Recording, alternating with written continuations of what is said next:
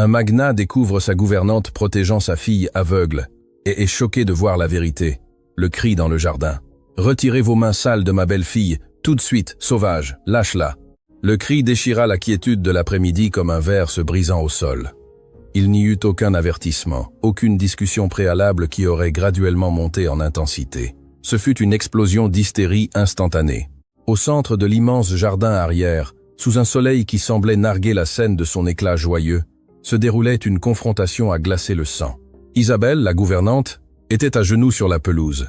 Son uniforme bleu, habituellement impeccable, était taché de terre et d'herbe aux genoux, mais elle ne se souciait pas de ses vêtements. Ses bras entouraient avec une force désespérée le petit corps de Léa, la fille aveugle du propriétaire de la maison. Isabelle ne regardait pas la femme qui lui criait dessus. Elle avait le visage enfoui dans les cheveux de la petite, lui murmurant des mots précipités, tentant de créer une barrière sonore avec sa propre voix, afin que la fillette n'entende pas les insultes qui pleuvaient sur elle. Debout face à elle, Éléonore ressemblait à une statue de fureur enveloppée de soie blanche. Son visage, généralement composé de couches de maquillage parfait et de sourires répétés pour les galas de charité, était défiguré par une colère rouge et veinée. Son index, à l'ongle parfaitement manucuré, pointait vers la tête d'Isabelle comme le canon d'une arme chargée. « Tu es une voleuse, une profiteuse », glapit Éléonore, sa voix se brisant en un aigu insupportable. « Je savais que je ne pouvais pas faire confiance à quelqu'un de ta classe. » Léa, âgée d'à peine 7 ans, tremblait violemment. Ses yeux, voilés et sans vue, se déplaçaient frénétiquement d'un côté à l'autre, cherchant un repère dans l'obscurité, mais ne trouvant que la terreur. Ses petites mains serraient la toile bon marché de l'uniforme d'Isabelle, avec une telle force que ses jointures étaient blanches. Elle ne pleurait pas à grands cris. Ses pleurs étaient un gémissement étouffé, le son d'un petit animal acculé qui sait qu'il n'a pas d'échappatoire. « S'il vous plaît, Madame Éléonore, baissez la voix », supplia Isabelle, levant les yeux une seconde. Ses yeux sombres ne montraient aucune peur pour elle-même, mais une panique absolue pour la fillette. « Vous lui faites peur. Regardez comme elle tremble. Nous pouvons en parler, mais pas comme ça. Vous ne me donnez pas d'ordre dans ma future maison. » Rugit Éléonore, faisant un pas menaçant en avant, levant la main comme pour frapper. « N'osez pas me dire comment traiter cet enfant. » Ce fut à cet instant précis que les portes vitrées du manoir s'ouvrirent en grand. Alexandre sortit en courant, le téléphone encore à la main et le revers de son costume déboutonné. Il avait entendu les cris depuis son bureau à 3 pièces de distance. Voir Alexandre, c'était voir un homme qui avait tout à la banque, mais rien dans l'âme. Depuis la mort de sa femme, il était devenu une machine à faire de l'argent, déléguant les affections, engageant des gens pour qu'ils aiment sa fille à sa place. Il s'arrêta net en voyant la scène. Son cerveau mit quelques secondes à traiter l'image. Sa fiancée, la femme élégante qu'il prévoyait d'épouser dans un mois, était hors d'elle, hurlant. Et son employée, la femme silencieuse qui lui servait le café, était au sol, protégeant sa fille comme si elles étaient dans une zone de guerre. Que diable se passe-t-il ici?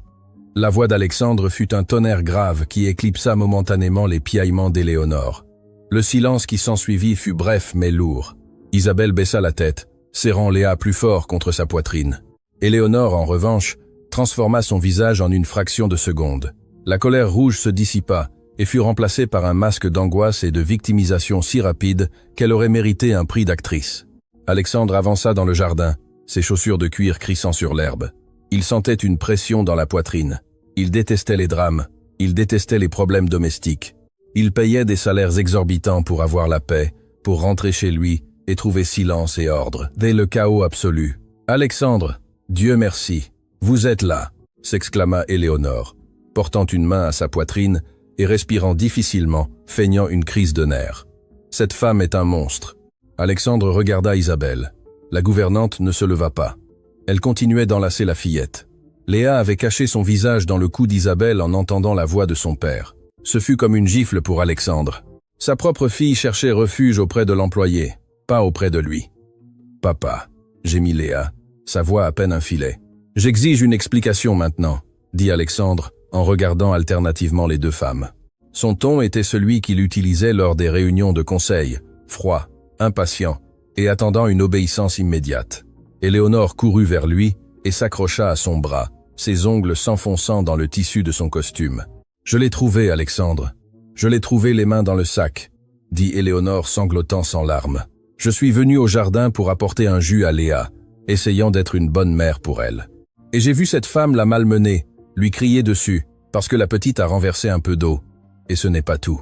Éléonore fit une pause dramatique, s'assurant d'avoir toute l'attention d'Alexandre. Quand je lui ai crié de la lâcher, j'ai vu qu'elle rangeait quelque chose dans la poche de son tablier. C'est ma broche d'émeraude, Alexandre, celle que vous m'avez offerte pour nos fiançailles. Elle malmenait votre fille et nous volait en même temps. Alexandre sentit le sang lui monter à la tête. Il regarda Isabelle avec un mélange d'incrédulité et de profonde déception. Il lui avait fait confiance. Il lui avait ouvert les portes de sa maison, et c'est ainsi qu'elle le payait, en volant et en blessant la seule chose qui lui restait de sa défunte épouse. Isabelle leva les yeux. Ses yeux étaient remplis de larmes, mais elle ne dit rien. Elle savait que toute parole de sa part serait écrasée par l'éloquence de la maîtresse de maison. Elle secoua seulement la tête, un mouvement presque imperceptible, et embrassa de nouveau le front de Léa, qui tremblait toujours comme une feuille au vent. « Est-ce vrai ?» demanda Alexandre, sa voix s'abaissant à un ton dangereux. « Isabelle, avez-vous la broche de ma fiancée ?» Isabelle ouvrit la bouche pour parler, mais Léa s'accrocha plus fort à elle et laissa échapper un sanglot déchirant. La priorité d'Isabelle changea instantanément. Il ne s'agissait pas de se défendre, mais de calmer la fillette. « Chut, ma vie, calme-toi, respire avec moi. »« 1, 2, murmura Isabelle, ignorant la question du magnat. Cet acte de l'ignorer fut ce qui alluma la mèche finale dans l'orgueil d'Alexandre, le faux jugement. L'absence de réponse immédiate d'Isabelle fut interprétée par Alexandre comme un aveu de culpabilité. Dans son monde des affaires, qui ne dit mot consent, qui ne se défend pas avec agressivité, c'est parce qu'il n'a pas d'argument. Il ne comprenait pas le langage du sacrifice. Il ne comprenait pas qu'on ravale parfois son orgueil pour ne pas effrayer un être sans défense. Éléonore, percevant le doute dans les yeux d'Alexandre, attaqua avec plus de force, profitant du silence de l'employé. « Regardez-la, elle n'a même pas la décence de le nier. » Cracha Éléonore avec mépris, tournant autour d'Isabelle comme un prédateur. Elle profite du fait que Léa est aveugle. Alexandre réfléchissait. La petite ne peut pas voir ce qu'elle fait. Elle nous vole sûrement petit à petit depuis des mois. Et qui sait quelles horreurs elle fait à la petite quand nous ne sommes pas là. C'est la faute de cette femme si Léa est si renfermée, si elle est toujours effrayée. Les mots d'Éléonore étaient du poison pur, conçus méticuleusement pour toucher les points faibles d'Alexandre. Sa culpabilité d'être un père absent et sa peur que quelqu'un blesse sa fille handicapée. Alexandre sentit une nausée soudaine. L'image d'Isabelle maltraitant sa fille aveugle s'installa dans son esprit. Il se rappela toutes les fois où il était rentré tard du travail, toutes les fois où il avait voyagé et laissé Léa aux soins de cette femme. Il avait laissé sa fille entre les mains d'un bourreau. « Levez-vous » ordonna Alexandre.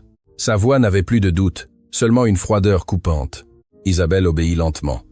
Elle dut décoller doucement les petits bras de Léa de son cou. « Non, Isabelle, ne me quitte pas » pleurait la fillette, tâtant l'air avec désespoir. « Je suis là, mon ciel. Je suis juste ici. Je vais juste me lever » assura Isabelle, avec une douceur qui contrastait violemment avec la tension de l'ambiance. Une fois debout, Isabelle semblait petite devant la silhouette imposante d'Alexandre et l'arrogance d'Éléonore.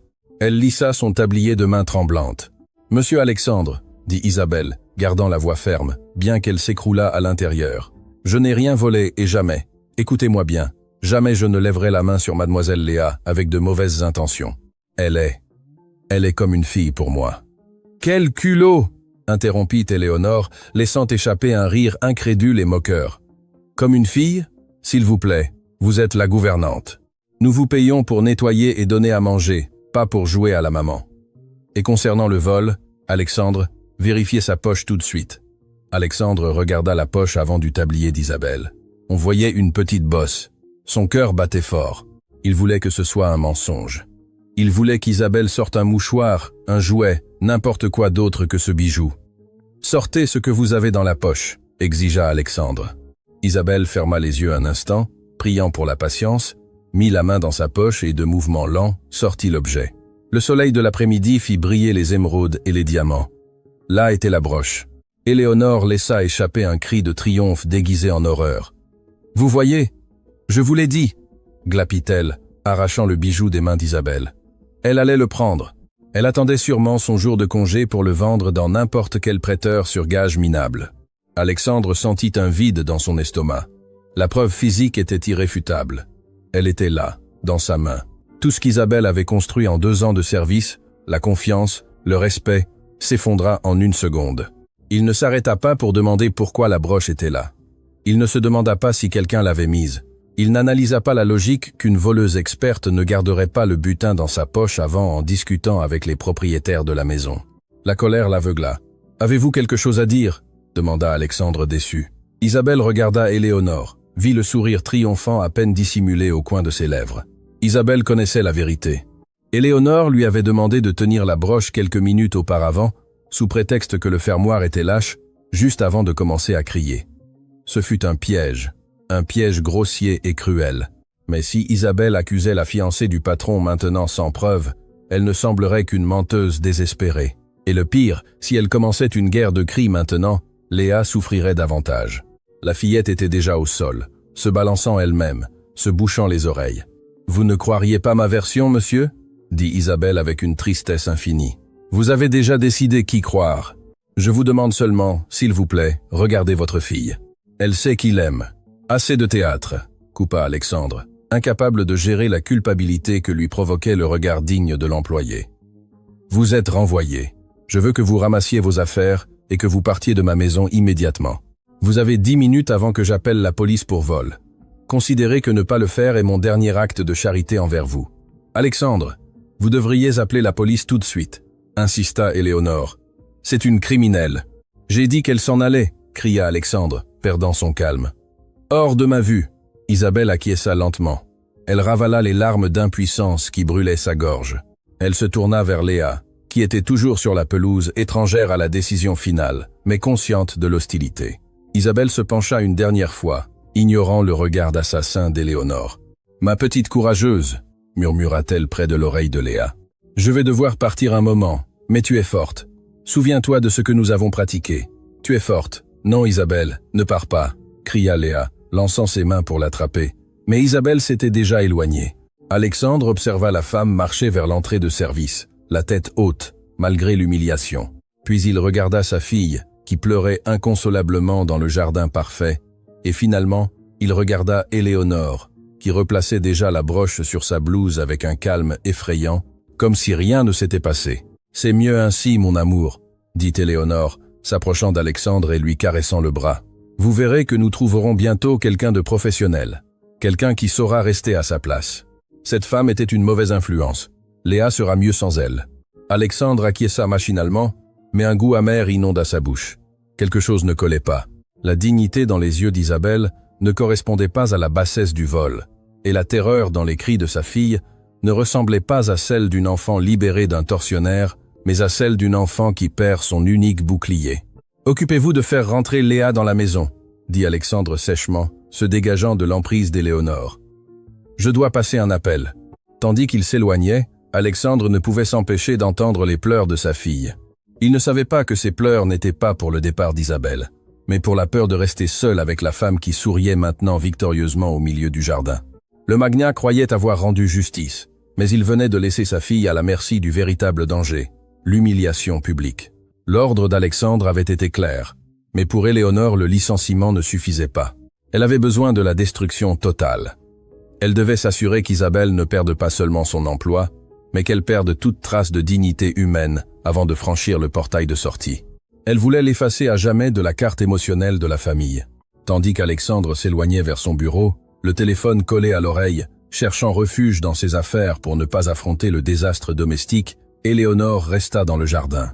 Sa posture se détendit, perdant la rigidité de la victime effrayée et adoptant l'aisance de celle qui vient de gagner une guerre sans tirer une seule vraie balle. Isabelle était toujours debout, s'essuyant les mains sur son tablier taché. Elle ne regardait pas Éléonore. Ses yeux étaient fixés sur la petite Léa, qui était restée assise sur la pelouse, la tête entre les genoux, se balançant rythmiquement. Le « ne pars pas » de la fillette s'était transformé en un bourdonnement constant, un mantra de terreur qui brisait le cœur. « Qu'attendez-vous » La voix d'Éléonore coupa l'air. Elle ne criait plus. Elle utilisait maintenant un ton bas, venimeux et chargé de mépris. « Vous attendez qu'il revienne et change d'avis ? Ne soyez pas naïve. Alexandre fait toujours ce que je dis. Je veux juste dire au revoir à la petite madame, » répondit Isabelle d'une voix rauque. Elle fit un pas vers Léa, mais Éléonore s'interposa sur son chemin avec une rapidité féline. « N'y pensez même pas !» siffla Éléonore, poussant Isabelle par l'épaule. Le contact physique fut léger, mais chargé d'une violence symbolique brutale. Vous n'allez pas la toucher. Vous n'allez plus lui empoisonner l'esprit avec vos histoires de pauvres victimes. Vous avez déjà fait assez de mal en la rendant dépendante de vous. Vous l'avez rendue inutile pour assurer votre salaire, n'est-ce pas? Isabelle serra les poings le long de son corps.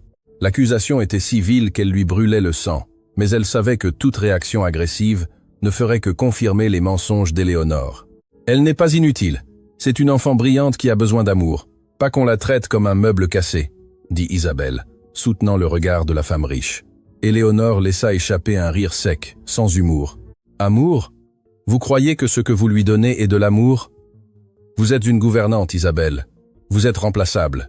Demain, il y aura une autre femme en uniforme bleu pour lui essuyer la bouche et l'emmener aux toilettes. Et dans une semaine, cette morveuse ne se souviendra même plus de votre nom. C'est ainsi que fonctionne le monde des gens comme nous. Et les gens comme vous, eh bien, vous ne faites que passer, vous êtes des fantômes. À ce moment-là, d'autres employés de la maison commencèrent à apparaître aux fenêtres et à la porte de service. Le jardinier, la cuisinière et le chauffeur observaient la scène avec un mélange de peur et de curiosité. Personne n'osait intervenir. Le pouvoir d'Éléonore dans la maison était absolu, et tous craignaient pour leurs propres emplois. Éléonore, remarquant l'auditoire, décida de monter les enchères. Elle voulait un spectacle. « Attention tout le monde !» cria Éléonore, en se tournant vers le personnel. « Je veux que vous regardiez bien cette femme. Nous l'avons surprise en train de voler. Elle a trahi la confiance de M. Alexandre. Que cela vous serve de leçon. Ici, nous ne tolérons pas les rats. » Isabelle sentit la honte lui monter du cou jusqu'aux oreilles. C'étaient ses collègues, des gens avec qui elle avait partagé des cafés et des confidences. Maintenant, il la regardait avec doute.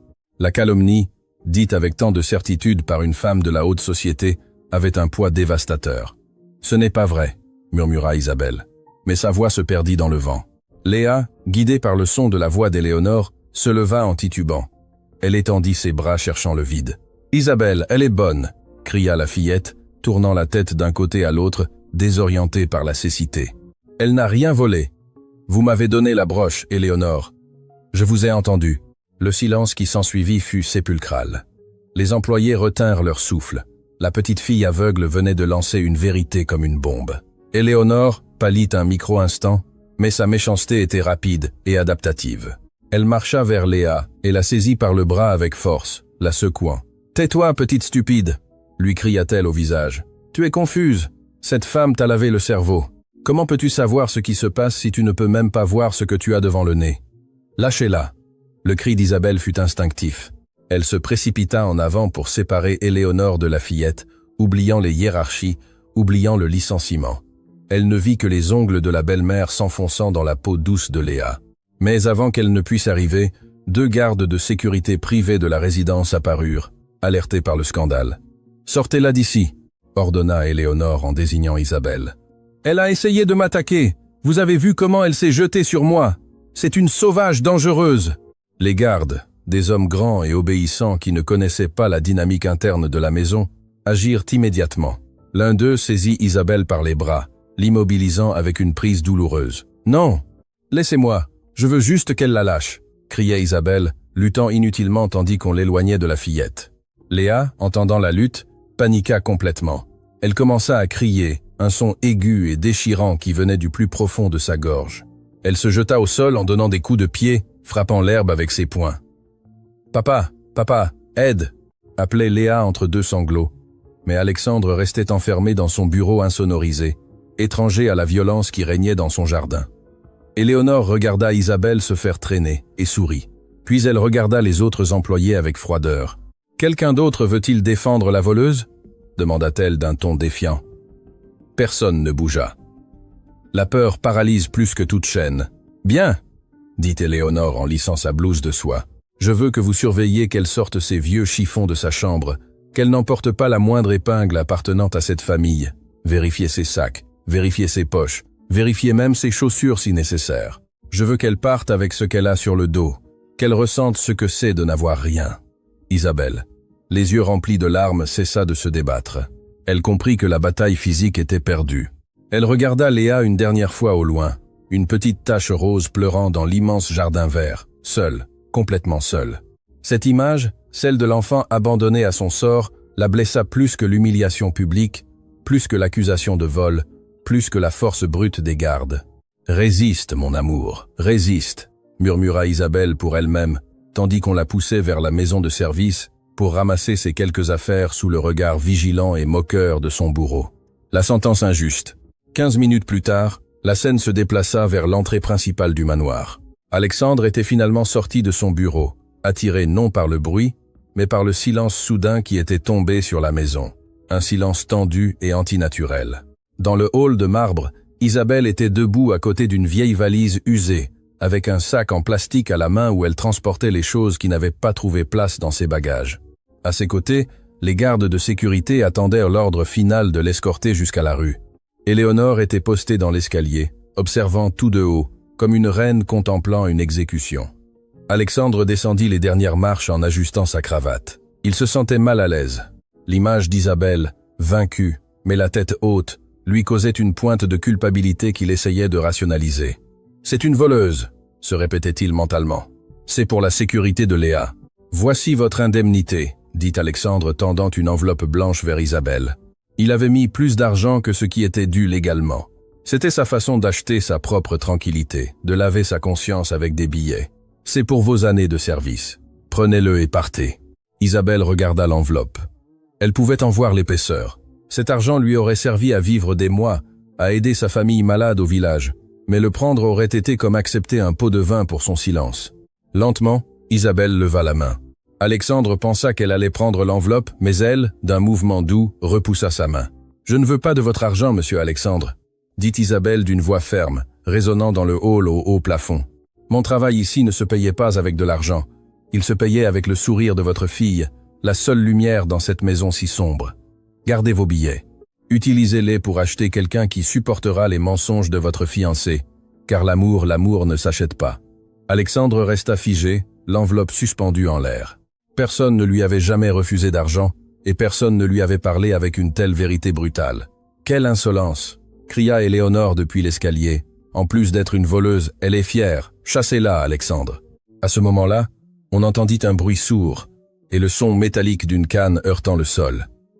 Léa apparut dans le couloir, qui menait au jardin. Elle marchait seule, trébuchant sur les meubles, les cheveux en bataille, et le visage gonflé d'avoir tant pleuré. Elle avait réussi à échapper à la surveillance de la cuisinière. « Isabelle !» cria la fillette en tendant les mains. « J'entends ta voix. Ne pars pas !» Alexandre regarda sa fille. Elle était pieds nus, vulnérable, un petit désastre émotionnel. Son instinct paternel s'activa un instant. « Léa, retourne dans ta chambre !» dit Alexandre essayant de paraître autoritaire. Mais sa voix hésita. « Non !» Léa avança, heurtant sa hanche contre une table d'appoint, mais sans s'arrêter. « Papa, s'il te plaît, ne la renvoie pas. Elle est mes yeux. Elle me protège des monstres. Éléonore est méchante. Éléonore me pince. » Alexandre regarda Éléonore. La femme descendit les escaliers avec une expression de tristesse théâtrale. « Oh, Alexandre, regardez ce que cette femme a fait, » dit Éléonore en secouant la tête. « Elle a tellement manipulé la pauvre petite qu'elle invente maintenant des choses horribles sur moi. C'est un cas classique d'aliénation parentale. Léa est malade, Alexandre. Son esprit est aussi fragile que ses yeux. Elle a besoin de discipline et de structure. Pas d'une gouvernante qui lui remplit la tête de fantasmes et de peurs. » Alexandre regarda Isabelle, puis Éléonore, et finalement sa fille qui s'accrochait à la jambe de la gouvernante comme un naufragé à une planche. Le conflit interne était évident. Une partie de lui savait que Léa ne mentait pas. Les enfants ne mentent pas ainsi. Mais admettre cela signifiait admettre qu'il avait fait entrer une abuseuse dans son lit et dans sa vie. Cela signifiait admettre qu'il était un échec en tant que père et en tant qu'homme. Et Alexandre était trop fier pour accepter cet échec. Il était plus facile de croire le mensonge confortable que la vérité douloureuse. Il décida de fermer les yeux sur la réalité une fois de plus. « Séparez-les », ordonna Alexandre d'une voix éteinte. « Non, papa », glapit Léa, tandis qu'un des gardes la soulevait dans ses bras pour l'éloigner d'Isabelle. Isabelle ne lutta pas cette fois. Elle savait que la violence ne ferait qu'effrayer davantage la fillette. Elle se baissa rapidement, avant qu'on ne l'éloigne complètement, et embrassa la petite main de Léa, qui se tendait vers elle. « Je t'aime, ma vie. Sois courageuse. N'oublie pas que tu es forte.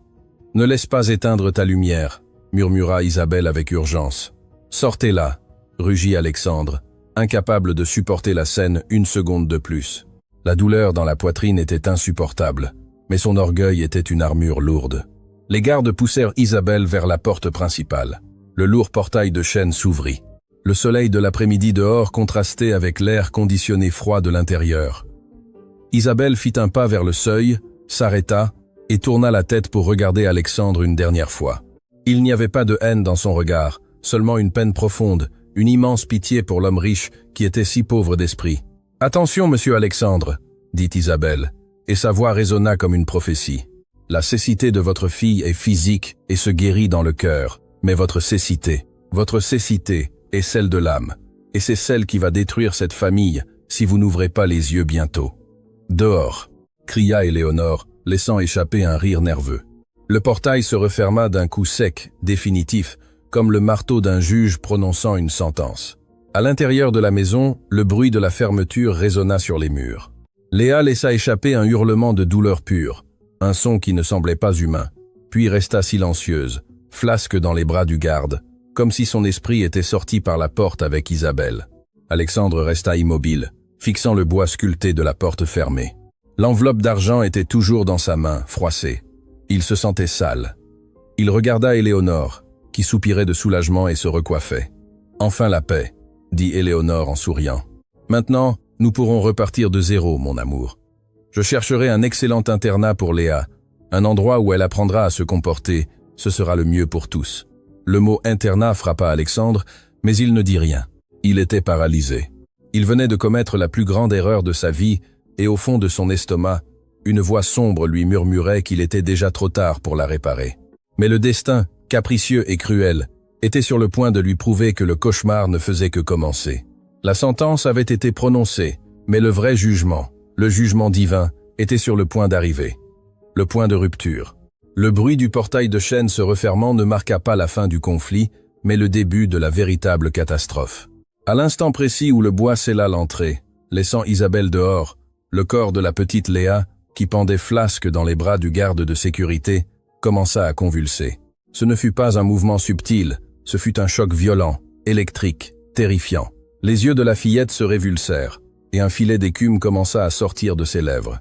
Le stress extrême, la panique et la douleur de la séparation avaient fait s'effondrer son petit système nerveux. « Monsieur, la petite !» cria le garde, un homme robuste, entraîné à maîtriser les intrus, mais complètement inutile face à la fragilité d'une enfant malade. Son visage reflétait la terreur pure de celui qui tient une vie qui s'échappe entre ses doigts. Alexandre, qui était encore en train de digérer le départ d'Isabelle, se tourna en entendant le cri. En voyant sa fille convulsée, le monde s'arrêta. Le temps s'étira d'une manière douloureuse. Tout son argent, toutes ses entreprises, tout son pouvoir s'effondrèrent en une seconde. Il ne savait pas quoi faire. Il resta paralysé, les mains tremblantes en l'air, incapable de la toucher de peur de la briser davantage. « Faites quelque chose !» rugit Alexandre, la voix brisée par le désespoir. « Appelez une ambulance, Éléonore, aidez-la !» Éléonore, qui quelques secondes auparavant souriait de soulagement, fit un bond en arrière avec une grimace de répulsion instinctive. Elle ne s'approcha pas de la fillette. Au contraire, elle protégea sa blouse de soie blanche comme si la fillette était une source de contagion. « Quelle horreur !» glapit Éléonore en se couvrant la bouche. « Mettez-la par terre. Ne salissez pas mon tapis. Que quelqu'un apporte un chiffon. » La réaction d'Éléonore fut si froide, si dénuée d'instinct maternel, qu'elle frappa Alexandre comme un coup de marteau dans la conscience. Mais la panique ne lui laissa pas le temps de la traiter. Le garde, maladroit et effrayé, tentait de déposer la fillette sur le froid sol de marbre. « Ne la blessez pas !» cria Alexandre en s'agenouillant à côté de sa fille, ne sachant s'il devait lui tenir la langue, l'embrasser ou courir. Il se sentait l'homme le plus impuissant du monde.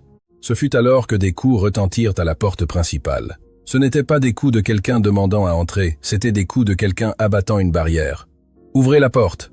Le cri d'Isabelle de l'extérieur se filtra à travers le bois massif. « Je sais ce qu'elle a. Laissez-moi entrer ou elle va s'étouffer. » Isabelle n'était pas partie. En entendant le silence soudain suivi des cris de panique, son instinct de mère, car c'était cela, une mère sans lien de sang, l'avait clouée sur le seuil. Elle savait que Léa souffrait de graves crises nerveuses. Elle savait exactement quoi faire. Alexandre regarda sa fille violacée par le manque d'air. Puis il regarda Éléonore, qui était restée à distance, criant des ordres inutiles aux domestiques, et finalement il regarda la porte. « Ouvrez !» ordonna Alexandre à l'autre garde. « Laissez-la entrer tout de suite. » Le garde ouvrit le portail. et Isabelle entra comme un ouragan bleu. Elle ne regarda pas Alexandre, elle ne regarda pas Éléonore. Peu lui importait son renvoi, ni l'humiliation d'il y a 5 minutes. Elle se jeta au sol, glissant sur le marbre jusqu'à Léa. « Lâchez-la, laissez-moi de l'espace !» ordonna Isabelle avec une autorité qu'Alexandre n'avait jamais vue en elle. Avec des mouvements précis et aimants, Isabelle plaça la fillette sur le côté, libéra les voies respiratoires et commença à masser des points spécifiques sur le cou et les mains de la petite, lui murmurant à l'oreille avec cette voix qui était la seule encre de Léa dans le monde. « Je suis là, mon amour. Maman Isabelle est là. Respire, suis ma voix, c'est ça, relâche l'air. » Lentement, comme par magie, les convulsions cessèrent. La couleur revint aux joues de Léa. Sa respiration se stabilisa, bien qu'elle restât inconsciente, épuisée par l'effort. La pièce sombra dans un silence sépulcral. On n'entendait que la respiration haletante d'Alexandre et les pleurs silencieux d'Isabelle, tandis qu'elle caressait les cheveux moites de la fillette. Éléonore rompit le silence, incapable de lire l'atmosphère. « Bon, le drame est passé », dit-elle en lissant sa jupe et en retrouvant sa posture hautaine. « Maintenant qu'elle a fait son travail d'infirmière, qu'elle reparte. Vous ne voudriez pas qu'elle reste après ce qu'elle a volé, n'est-ce pas, Alexandre? Dites-lui de partir. » Isabelle s'arrêta. Sa main, qui caressait le bras de la fillette, se figea. Quelque chose changea dans son regard. Il n'y avait plus de peur, plus de soumission. La gouvernante se leva lentement du sol, laissant Léa en sécurité et endormie sur le tapis. Elle se tourna vers Alexandre. Sa posture avait changé. Ses épaules n'étaient plus tombantes. Elle était droite, vibrant d'une fureur juste qui remplissait la pièce. « Je partirai, monsieur, » dit Isabelle, et sa voix était de l'acier froid. « Je partirai, parce que vous êtes le propriétaire de cette maison, des briques et des meubles coûteux. Mais je ne partirai pas sans que vous voyiez pourquoi votre fille a ces crises. Je ne partirai pas sans que vous connaissiez la vérité que vous ignorez depuis des mois, trop occupés à faire de l'argent. Taisez-vous, sécurité, sortez là, » cria Éléonore, faisant un pas en avant, remarquant le danger dans les yeux de l'employé. « Personne ne me touche, » rugit Isabelle avec une telle force que les gardes reculèrent. « Vous allez regarder, monsieur Alexandre. Vous allez regarder ce que votre parfaite fiancée fait quand vous n'êtes pas là. » Avant que quiconque ne puisse l'arrêter, Isabelle se pencha de nouveau vers la fillette endormie. Avec une délicatesse extrême, mais une détermination ferme, elle prit la manche de la robe rose pastel de Léa. « Non? Que faites-vous? Laissez la petite !» Éléonore se précipita pour l'arrêter, mais Alexandre l'intercepta en tendant un bras pour lui bloquer le passage. Sa curiosité et une terreur naissante lui disaient qu'il devait voir. Isabelle remonta la manche de la robe jusqu'à l'épaule. Un cri étouffé s'échappa de la gorge d'Alexandre. Ce n'était pas la peau douce d'une enfant qu'il vit. Le bras de Léa était une carte de douleur. Il y avait des contusions de toutes les couleurs, violet foncé, jaune vieilli, verdâtre en cours de guérison. Mais le plus effrayant n'était pas les couleurs, mais les formes. Il y avait des marques claires de doigts serrant la chair molle. Il y avait des marques de pincements tordus. Il y avait de petites brûlures circulaires qui semblaient faites avec la pointe d'un fer à friser chaud. « Regardez bien, monsieur », dit Isabelle, désignant une ecchymose fraîche en forme de pouce sur l'avant-bras. « Celle-ci, elle l'a faite aujourd'hui dans le jardin avant que vous n'arriviez parce que la petite a renversé l'eau. Regardez celle-ci !» Isabelle souleva un peu le bas de la robe sur la jambe. Celle-ci date de la semaine dernière parce que la petite ne trouvait pas les toilettes à temps. Alexandre sentit ses jambes flancher. Il tomba à genoux à côté de sa fille. Le monde tournait. « Regardez-la !» insista Isabelle, pleurant maintenant, mais de rage. « Je ne volais pas votre broche, monsieur. Je ramassais de l'argent et je cachais le peu que j'avais pour acheter des billets et emmener la petite loin d'ici, loin d'elle. Parce que je savais que vous ne me croiriez pas, parce que je savais que vous êtes aveuglé par l'amour de cette femme. Je ne volais pas de bijoux, j'essayais de voler la petite à la mort. » La révélation tomba sur la pièce comme une dalle de béton. Le vol n'était pas de la cupidité, c'était une tentative désespérée de sauvetage. La maltraitance ne venait pas de la gouvernante, mais de la future épouse. La vérité douloureuse. Alexandre tendit une main tremblante et effleura l'une des ecchymoses sur le bras de sa fille. La peau était chaude, même endormie. Léa fit une grimace de douleur au contact doux, un réflexe conditionné par des mois de souffrance silencieuse. Ce petit geste involontaire de sa fille brisa le cœur d'Alexandre en 1000 morceaux irréparables. Il leva les yeux. Ses yeux étaient rouges, injectés de sang et de larmes contenues. Il ne regarda pas Isabelle. Il regarda Éléonore. La femme élégante était pâle, recroquevillée contre la rampe de l'escalier. Son masque de perfection fondait sous la chaleur de la preuve irréfutable. Il n'y avait plus d'endroit où se cacher. Les marques sur la peau de la petite étaient une accusation écrite avec du sang et de la douleur. « Expliquez-moi » murmura Alexandre. Sa voix était à peine audible, un grognement bas qui venait d'un endroit animal et dangereux en lui. « Expliquez-moi pourquoi ma fille a vos mains marquées sur sa peau. » Éléonore tenta de rire, mais il en sortit un son hystérique, aigu et brisé. « Alexandre, s'il vous plaît, ne soyez pas ridicule, » balbutia-t-elle, agitant nerveusement les mains. « Vous savez comment est Léa. Elle est aveugle, elle se heurte à tout, elle est maladroite, elle tombe du lit, elle se cogne aux portes. Ses ecchymoses proviennent de ses chutes. Cette femme vous manipule. Elle a peint la petite ou quelque chose comme ça. Elle se cogne aux meubles ?» interrompit Isabelle, sa voix chargée d'un mépris infini. « Les meubles ont-ils des empreintes digitales, madame? Les portes pincent-elles l'intérieur des bras là où personne ne se cogne en tombant ?»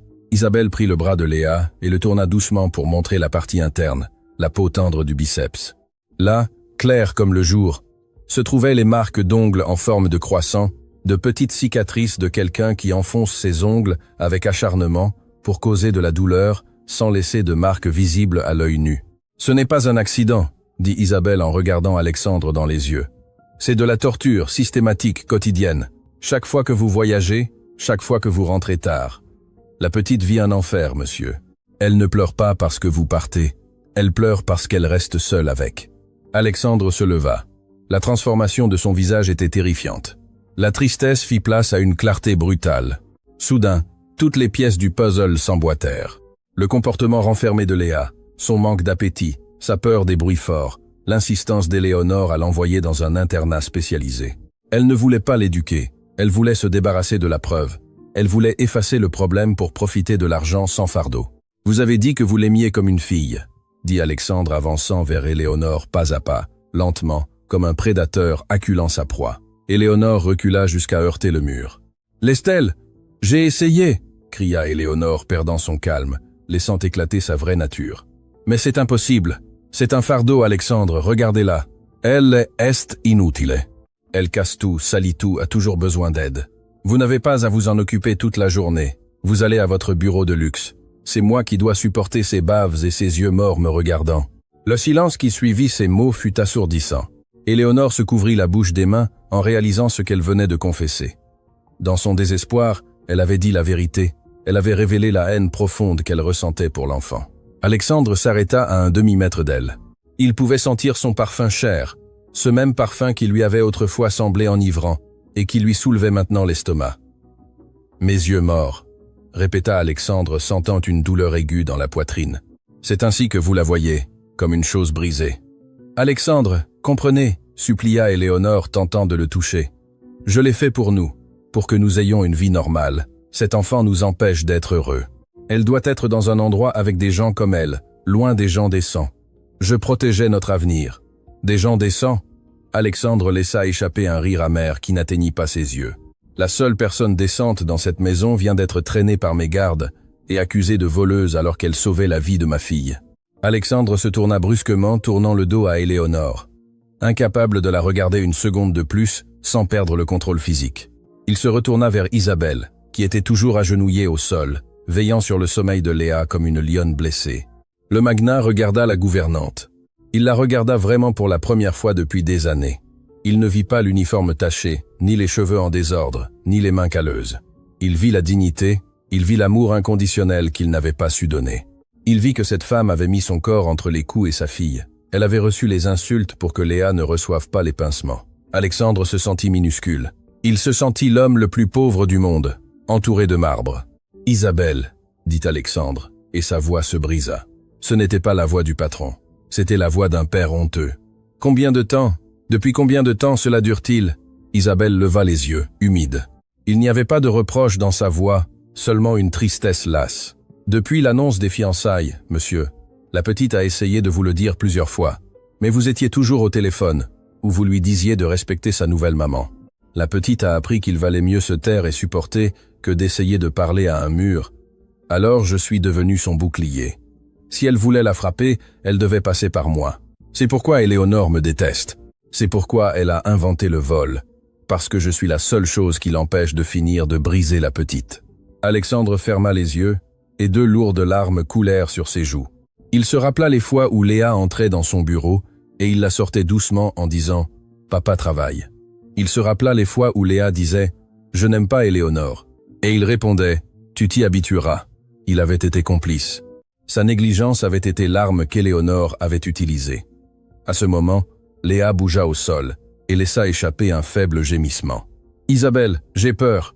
Il fait sombre », murmura la fillette encore à moitié endormie. « N'aie pas peur, petit oiseau. »« C'est passé », répondit Isabelle immédiatement prenant sa main.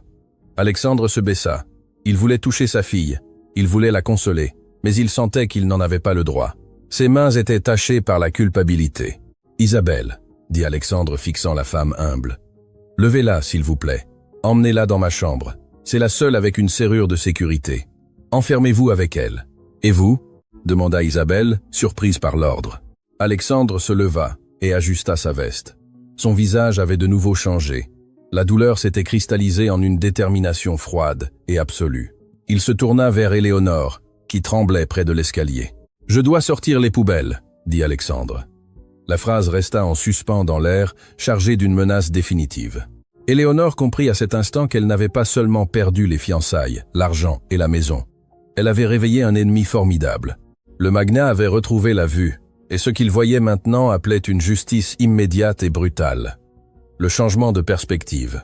Isabelle n'attendit pas un second ordre. Avec une force qui semblait surnaturelle pour son corps mince et usé par le travail, elle souleva Léa dans ses bras. La fillette, bien qu'ayant 7 ans, pesait peu.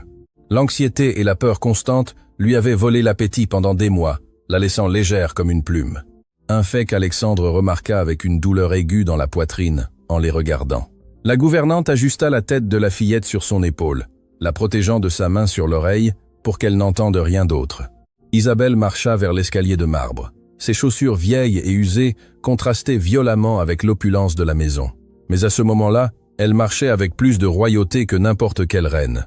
Elle montait les marches avec la dignité de celle qui sait qu'elle porte le trésor le plus précieux du royaume dans ses bras. Alexandre resta immobile au centre du hall, suivant du regard l'ascension de la femme qu'il avait renvoyée moins d'une demi-heure auparavant. Il observa comment Isabelle murmurait des choses douces à l'oreille de Léa, comment elle embrassait son front, comment sa seule présence semblait agir comme un sédatif pour le système nerveux brisé de sa fille. Pour la première fois, le voile d'or qui couvrait les yeux d'Alexandre tomba complètement. Il regarda autour de lui. Il vit les vases importés, les peintures originales sur les murs, les tapis persans, tout ce pour quoi il travaillait 12 heures par jour, et soudain tout lui sembla de la camelote froide et inutile. Aucun de ces objets ne pouvait enlacer Léa quand elle faisait des cauchemars. Aucun de ses comptes bancaires ne pouvait sécher ses larmes. Il avait construit un château de cristal, mais il avait laissé sa fille vivre dans une prison de glace. « Alexandre !» La voix d'Éléonore rompit son état second. Alexandre baissa les yeux de l'escalier vers la femme qui se tenait à quelques mètres de lui. Éléonore se recoiffait devant le miroir du vestibule, tentant de recomposer son image parfaite. Elle essuyait une tache imaginaire sur sa blouse de soie, comme si le contact avec la réalité sale de la maladie de Léa l'avait contaminée. Le contraste fut brutal. Alexandre regarda les mains d'Éléonore. Manucure française impeccable, peau douce, ornée de bagues de diamants, des mains qui n'avaient jamais travaillé, des mains qui ne savaient que demander et pointer, des mains qui, il le savait maintenant, étaient capables de pincer la peau tendre d'une enfant aveugle jusqu'à laisser des marques. Puis il se rappela les mains d'Isabelle, rouges à cause du détergent, aux ongles courts, rugueuses. Mais ces mains rugueuses étaient celles qui tenaient sa fille avec une tendresse infinie. Ces mains sales étaient les seules propres dans toute cette maison. Une vague de nausée l'envahit. Il réalisa qu'il avait été sur le point d'épouser un monstre déguisé en princesse, alors qu'il traitait comme des déchets l'ange qui maintenait sa fille en vie. « Vous allez la laisser monter dans votre chambre ?» demanda Éléonore, se tournant vers lui avec une grimace de dégoût, retrouvant déjà son ton habituel de supériorité, maintenant que le danger immédiat de la convulsion était passé. « Ce lit a des draps en coton égyptien, Alexandre. La petite bavait, et cette femme sent la cuisine. Ils vont gâcher l'ambiance. » Alexandre la regarda fixement. Il ne cligna pas des yeux. Son cerveau rejouait chaque moment des 6 derniers mois. « Léa n'a pas voulu manger aujourd'hui. Elle est tellement capricieuse, » disait Éléonore. « Mensonge. Léa avait peur de manger parce qu'elle la critiquait. Léa est tombée dans les escaliers. Elle est si maladroite, disait Éléonore. Mensonge, elle l'avait poussée. La pensée lui glaça le sang. Nous devrions l'envoyer en Suisse. Il y a un excellent internat, où elle ne gênera pas. Je veux dire, où elle apprendra, insistait Éléonore. Tout avait été un plan froid et calculé pour isoler la fillette, pour l'éliminer de l'équation. Et lui, Alexandre, le grand homme d'affaires, le requin financier, avait été l'idiot utile, le complice silencieux de la torture de sa propre fille. La culpabilité se transforma en quelque chose de plus dense, de plus chaud. Une fureur volcanique commença à monter de ses pieds, remplissant chaque centimètre de son corps. Ce n'était pas seulement de la colère, c'était un besoin primitif de détruire la menace. Alexandre marcha lentement vers la petite table où Éléonore avait laissé son sac de créateur. Sans dire un mot, il le prit et le retourna. Le contenu tomba sur le sol de marbre avec un bruit de cosmétiques, de clés et du téléphone portable. « Que faites-vous » glapit Éléonore surprise. « Ce maquillage est hors de prix. Vous êtes devenu fou. » Alexandre donna un coup de pied aux objets, les dispersant, cherchant quelque chose du regard. Il ne le trouva pas là. Alors il se rappela, il s'approcha d'Éléonore. Elle recula d'un pas, intimidée par l'obscurité qu'il y avait dans les yeux de son fiancé. « La broche » dit Alexandre. Sa voix était si basse qu'Éléonore dut faire un effort pour l'entendre, mais le ton était si menaçant que cela lui hérissa la peau. « Quoi » demanda-t-elle faisant semblant de ne pas comprendre. « La broche qu'Isabelle a volée. Donnez-la-moi. » Éléonore porta instinctivement sa main à sa poitrine, protégeant le bijou qu'elle avait récupéré quelques minutes auparavant. « Je l'ai déjà, mon amour. Elle est en sécurité. Ne vous inquiétez pas pour ça. C'est passé.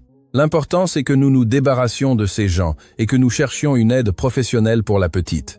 Je connais une agence d'infirmières qui... »« Donnez-la-moi » répéta Alexandre en tendant la main, la paume ouverte. Ce n'était pas une requête, c'était un ordre militaire. Éléonore, tremblante, détacha le bijou de sa blouse et le déposa dans la main d'Alexandre.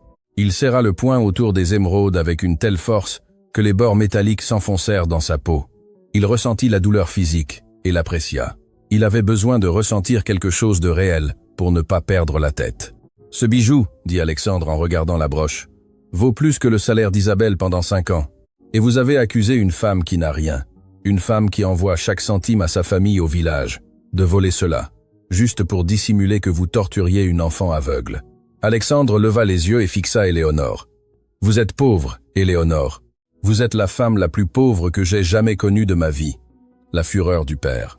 L'offense frappa Éléonore à son point le plus faible, son ego. Elle, qui se vantait de sa lignée, de son nom, de son élégance, ne pouvait tolérer d'être appelée pauvre.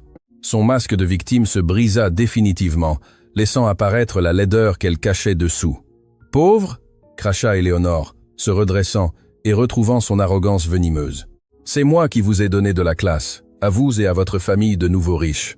C'est moi qui ai essayé de mettre de l'ordre dans ce zoo que vous appelez maison. Vous devriez me remercier. J'ai essayé d'éduquer cette enfant sauvage parce que vous êtes trop lâche pour admettre qu'elle est défectueuse. » L'air de la pièce sembla se figer. Le mot « défectueuse » résonna sur les murs. Alexandre sentit un bourdonnement dans les oreilles. Il fit un pas vers elle, réduisant dangereusement la distance. « Répétez-le » défia Alexandre. Sa voix tremblait, mais non de peur, mais de l'effort surhumain qu'il faisait pour ne pas lui mettre les mains dessus. « Répétez ce que vous venez de dire de ma fille. » Éléonore, se sentant acculée et sachant que son rôle de douce fiancée ne servait plus, décida de jouer sa dernière carte, la vérité brutale. Elle pensa que si elle montrait à Alexandre la réalité pratique, lui, en homme d'affaires, comprendrait. « C'est la vérité, Alexandre !» cria-t-elle en agitant hystériquement les mains. « Regardez-la, elle a 7 ans et ne peut rien faire seule. Elle surine dessus, elle a peur, elle crie, elle pleure, elle casse des choses. Vous croyez que c'est une vie ? Vous croyez que moi, une femme jeune et belle, mérite de passer mes journées à nettoyer des morves et à guider une aveugle dans le jardin ? Je vais vous épouser pour voyager, pour profiter de la vie, pas pour être la nounou de votre erreur génétique. » Alexandre ferma les yeux une seconde. La confession était atroce, mais en même temps, libératrice. Il n'y avait plus de doute, il n'y avait plus de « peut être que j'exagère ». Il avait l'ennemi en face, et l'ennemi venait de déclarer la guerre à son sang. « Ma fille n'est pas une erreur », dit Alexandre en ouvrant les yeux. Maintenant, ils étaient secs, froids comme l'acier. « Ma fille est une enfant qui a perdu sa mère, a perdu la vue et a failli perdre son père parce qu'il était trop occupé à acheter des bijoux pour un serpent. Mais c'est fini. Alexandre mit la main dans la poche de sa veste et en sortit une petite boîte de velours qu'il y avait depuis le matin. Il allait lui offrir un cadeau surprise ce soir-là. Des boucles d'oreilles assorties à la bague de fiançailles. Il regarda la boîte, puis la jeta avec mépris dans un coin de la pièce, sans même l'ouvrir. « C'est fini, Éléonore. Tout, les fiançailles, le mariage, votre vie dans cette maison. Je veux que vous partiez maintenant. » Éléonore laissa échapper un rire nerveux, incrédule. « Vous ne pouvez pas être sérieux, » dit-elle en croisant les bras. « Vous allez me chasser, moi. Pourquoi? Pour quelques contusions. Les enfants tombent. Alexandre, vous n'avez pas de preuve que c'était moi? Si vous allez devant un juge, je dirai que c'était la gouvernante. Je dirai qu'elle m'a tendu un piège. Qui, selon vous, croiront-ils? Éléonore de Montaigne ou une indigène sans éducation? La menace fut la goutte d'eau qui fit déborder le vase. Éléonore était prête à détruire la vie d'Isabelle, même après avoir été découverte, juste par dépit. Alexandre avança jusqu'à être à quelques centimètres de son visage. Sa présence physique était imposante, un mur de fureur masculine contenu. « Je n'ai pas besoin d'un juge, Éléonore. Je suis Alexandre Moreau. J'ai assez d'argent pour vous enterrer sous les avocats jusqu'à ce que vos petits-enfants continuent de payer les frais. Mais ce ne sera pas nécessaire parce qu'il y a des caméras. » Le visage d'Éléonore se décomposa. La couleur quitta ses joues, la laissant avec un aspect cireux et maladif. « Caméras » murmura-t-elle. « J'ai installé un nouveau système de sécurité la semaine dernière dans le jardin et dans les couloirs, » mentit Alexandre. Il ne l'avait pas fait, mais il savait jouer au poker. Il vit la terreur dans ses yeux et sut qu'il avait visé juste. « Je ne les avais pas vérifiés parce que je vous faisais confiance, mais maintenant je vais savourer chaque seconde. Et je vous promets, Éléonore, que si je vois que vous avez posé le moindre doigt sur elle, ce ne sera pas la police qui viendra vous chercher. Je m'assurerai personnellement que vous ne remettrez plus jamais les pieds dans un club mondain, un restaurant ou une maison respectable de ce pays. Tout le monde saura ce que vous êtes, une maltraitante d'enfants. » Éléonore haleta, portant sa main à sa bouche. La réputation était la seule chose qui lui importait plus que l'argent. La menace de destruction sociale fut plus efficace que toute menace physique. « Vous ne feriez pas ça » balbutia-t-elle, en reculant vers la porte, trébuchant sur ses propres pieds. « Vous m'aimiez? Vous m'avez dit que vous m'aimiez? J'aimais le masque, » corrigea Alexandre avec dureté. « Mais ce qu'il y a dessous me dégoûte. » Alexandre désigna la porte principale qui restait entr'ouverte après l'entrée frénétique d'Isabelle. « Dehors, et n'osez pas monter faire vos valises. Je vous enverrai vos affaires dans des sacs poubelles, c'est là qu'elles appartiennent. »« Ma bague !» cria Éléonore, essayant de s'accrocher au matériel, à la seule chose qu'elle pouvait tirer de la situation. « La bague est à moi, c'est un cadeau. » Alexandre regarda la main gauche d'Éléonore. Le diamant brillait sous la lumière du lustre. « La bague était un symbole d'un engagement, » dit Alexandre faisant un pas de plus vers elle, l'obligeant à reculer jusqu'au seuil. « Vous avez rompu l'engagement quand vous avez torturé ma fille. Cette bague représente ma famille, et vous n'êtes pas de ma famille. Vous êtes l'ennemi. » Alexandre tendit la main, attendant. Éléonore regarda la main ouverte d'Alexandre. Puis elle regarda son visage dur et implacable. Elle regarda vers l'escalier, où elle savait qu'Isabelle consolait la fillette. Elle sentit une vague de haine pure, mais aussi de peur. Elle savait quand elle avait perdu une bataille. Avec des mouvements brusques et furieux, elle arracha la bague de son doigt, écorchant sa peau au passage. Elle la jeta au sol, aux pieds d'Alexandre.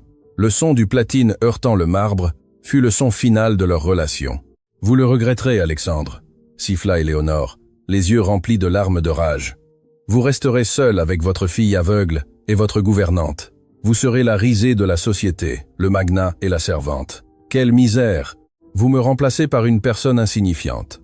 Je préfère être la risée de la société que le bourreau de ma fille, » répondit Alexandre avec un calme qui le surprit lui-même. Il se baissa et ramassa la bague. Il ne la regarda pas avec nostalgie. Il regarda comme on regarde une tumeur qui vient d'être retirée. « Partez » dit Alexandre en se levant, « et priez, priez pour que lorsque je vérifierai ces caméras, je ne trouve rien d'impardonnable, car si je le trouve, j'irai vous chercher. » Éléonore n'attendit pas. La peur de l'exposition publique et l'intensité du regard d'Alexandre furent suffisantes. Elle fit demi-tour et s'enfuit par la porte principale, ses talons claquant sur l'allée, fuyant la scène du crime, laissant derrière elle ses rêves de grandeur et n'emportant que son amertume. Alexandre resta à la porte, regardant sa fiancée monter dans sa voiture de sport et démarrer en trombe. Il la vit disparaître derrière le portail de la propriété. Le silence revint dans la maison, Mais cette fois, ce n'était pas un silence lourd ou sombre, c'était le silence propre qui reste après une violente tempête. Alexandre ferma la porte principale, passa le verrou, inspira profondément, remplissant ses poumons d'air pour la première fois depuis des mois. Il sentait son corps meurtri, comme s'il avait livré une vraie bataille physique. Il desserra sa cravate, jeta sa veste au sol et se tourna vers les escaliers. En haut, dans sa chambre, se trouvait la seule chose qui importait. Sa rédemption n'était pas dans l'argent ni dans le statut. Sa rédemption était en haut, effrayé et blessé, attendant un père qui avait enfin décidé d'apparaître. Alexandre commença à monter les marches. Chaque pas était une promesse. Il allait arranger cela. Il allait soigner les blessures, celles de la peau et celles de l'âme. Et il savait exactement qui l'aiderait à le faire. Ce n'étaient ni les médecins, ni les psychologues coûteux. C'était la femme aux mains rugueuses et à l'uniforme bleu. Le long chemin du retour. Le silence qui suivit le départ d'Éléonore ne fut pas vide. Il fut un miroir. En se retrouvant seul dans le hall, Alexandre sentit le poids écrasant de la maison sur ses épaules. Ces hauts murs, conçus pour impressionner ses associés et ses amis du club, semblaient maintenant les murs d'une forteresse solitaire. Il leva les yeux vers la rampe du premier étage. Le chemin vers la chambre principale ne lui avait jamais semblé si long ni si raide. Alexandre commença à monter. Ses jambes, habituées à courir des marathons corporatifs et à jouer au tennis le week-end, pesaient comme s'il portait du plomb dans ses chaussures. Chaque marche était un jugement. Marche 1. Il se rappela le premier anniversaire de Léa après la mort de sa mère. Il avait acheté une poupée géante, mais n'avait pas été là pour la voir l'ouvrir. Il avait une réunion. Marche 2. Il se rappela quand Léa perdit la vue après l'accident. Il paya les meilleurs spécialistes d'Europe, mais ne lui tint pas la main pendant les soins. Éléonore lui dit qu'il valait mieux ne pas la gâter. Marche 3. Il se rappela le jour où il embaucha Isabelle. Il ne l'interviewa même pas lui-même. Ce fut sa secrétaire. « Assurez-vous juste qu'elle soit propre et bon marché », avait-il dit. Arrivé au palier de l'étage, Alexandre s'arrêta pour reprendre son souffle. Ce n'était pas de la fatigue physique, c'était l'épuisement spirituel d'un homme qui réalise qu'il a couru dans la mauvaise direction pendant des années. Il marcha dans le couloir. La porte de sa chambre était fermée. De l'intérieur, on n'entendait pas de pleurs hystériques, mais un doux murmure, rythmique, une berceuse, une vieille chanson de village qui n'avait rien à voir avec la musique classique qu'Éléonore insistait à mettre dans la maison pour cultiver l'ambiance. Alexandre posa sa main sur la poignée de la porte, mais ne la tourna pas immédiatement. Il eut peur, une peur paralysante. Lui, qui négociait des fusions de millions sans ciller, tremblait à l'idée d'affronter la femme qu'il avait renvoyée et la fille qu'il avait abandonnée émotionnellement. Il se sentait un intrus, un étranger qui avait besoin de permission pour entrer dans le sanctuaire qu'elles avaient construit. Il tourna lentement la poignée et poussa la porte. La scène qu'il trouva le désarma. La chambre était dans la pénombre, illuminée seulement par la lumière dorée du coucher de soleil qui filtrait par les rideaux entr'ouverts. Léa était allongée au centre de l'immense lit conjugal, ce lit où Alexandre dormait seul et froid, mais maintenant le lit semblait chaud. Isabelle était assise au bord, non pas sur une chaise distante, mais sur le matelas, le corps courbé sur la fillette, lui caressant le front avec une constance hypnotique. En entendant la porte, Isabelle se tendit. Son instinct de gouvernante s'activa. « Vous ne devez pas être assise sur le lit du patron. » Elle fit le geste de se lever rapidement, de baisser la tête, de reprendre sa place invisible. Mais Léa, sentant le mouvement, laissa échapper un gémissement de panique et serra la main d'Isabelle à deux mains. « Ne pars pas !» supplia la fillette. Isabelle se figea à mi-chemin, prise entre le devoir imposé et l'amour choisi. Elle regarda Alexandre avec de grands yeux, attendant la réprimande, attendant l'ordre de sortir, attendant la fin. « Ne vous levez pas !» dit Alexandre. Sa voix sortit rauque, méconnaissable. Il s'éclaircit la gorge et essaya de nouveau, plus doucement. « S'il vous plaît, Isabelle, ne vous levez pas. Restez là. » Isabelle le regarda avec méfiance. Elle avait vu la fureur d'Alexandre en bas. Elle avait vu comment il avait chassé sa fiancée. Mais des années de servitude lui avaient appris que les riches sont inconstants. Un instant, ils vous défendent parce que leur orgueil est blessé, et l'instant d'après, ils vous rappellent que vous êtes inférieur. La petite est effrayée, monsieur, justifia Isabelle, sa voix tremblante mais ferme. Elle ne veut pas me lâcher. Si je pars, la crise reviendra. Je sais, répondit Alexandre, faisant un pas dans la chambre. Il ferma la porte derrière lui, laissant le monde extérieur, le monde d'Éléonore et des mensonges définitivement dehors. Il avança vers le lit. Léa se tendit en entendant les pas lourds sur le tapis, Elle tourna son visage aveugle vers le son, ses yeux blancs cherchant un signe de danger. « Papa ?» demanda Léa d'un filet de voix plein de peur. Elle ne demanda pas « Papa, tu vas bien ?» Elle demanda « Papa ?» comme on demande si le bourreau est revenu. Ce ton de peur brisa le dernier morceau de l'armure d'Alexandre. « Oui, Léa, c'est moi !» dit-il en s'arrêtant au pied du lit. Il vit sa fille. Il la vit vraiment. Il vit comme elle paraissait petite dans cet immense lit. Il vit comment son corps cherchait instinctivement la chaleur d'Isabelle. Il vit les ecchymoses sur ses bras. Sous la lumière tamisée, des marques violettes qui criaient une histoire de terreur qui s'était produite sous son propre toit, financée par son propre argent. Alexandre regarda Isabelle. La gouvernante ne baissait plus le regard, elle le soutenait. Il y avait un défi silencieux dans ses yeux sombres, une question muette. « Et maintenant, monsieur le magnat, maintenant que vous savez la vérité, qu'allez-vous en faire ?»« Elle est partie, Léa, » dit Alexandre, sentant qu'il devait le dire à voix haute pour que ce soit réel. « Éléonore est partie pour toujours. » Léa arrêta de respirer une seconde. « Reviendra-t-elle demain ?» demanda la fillette sceptique. Éléonore revenait toujours. Éléonore trouvait toujours un moyen d'entrer. « Non, » assura Alexandre avec une véhémence sombre. « Je changerai les serrures, je mettrai des gardes. Personne qui te fasse du mal ne rentrera plus jamais dans cette maison, je te le jure. » Léa relâcha l'air qu'elle retenait, et son petit corps se détendit un peu contre le matelas. Mais elle ne tendit pas les bras vers son père. Elle se serra davantage contre Isabelle. Ce rejet silencieux fut la punition la plus douloureuse qu'Alexandre aurait pu recevoir. Sa fille ne lui faisait pas confiance, et elle avait raison. Alexandre sentit ses jambes flancher de nouveau. La culpabilité était un fardeau physique insupportable. Il ne pouvait pas regarder Isabelle de haut. Il n'avait pas le droit de les regarder de sa hauteur de maître de maison. Cette hiérarchie était fausse. Dans cette chambre, la seule qui avait l'autorité morale était la femme à l'uniforme taché, le repentir. Lentement, Alexandre fit quelque chose qu'il n'avait jamais fait de sa vie d'adulte, même pas à l'église, ni même devant la tombe de sa femme. Il plia les genoux, se laissa tomber sur l'épais tapis à côté du lit, ignorant la douleur de l'impact, ignorant que son pantalon de tailleur italien s'étirait et se froissait contre le sol. Il se retrouva à la hauteur des yeux de Léa, à la hauteur des mains d'Isabelle.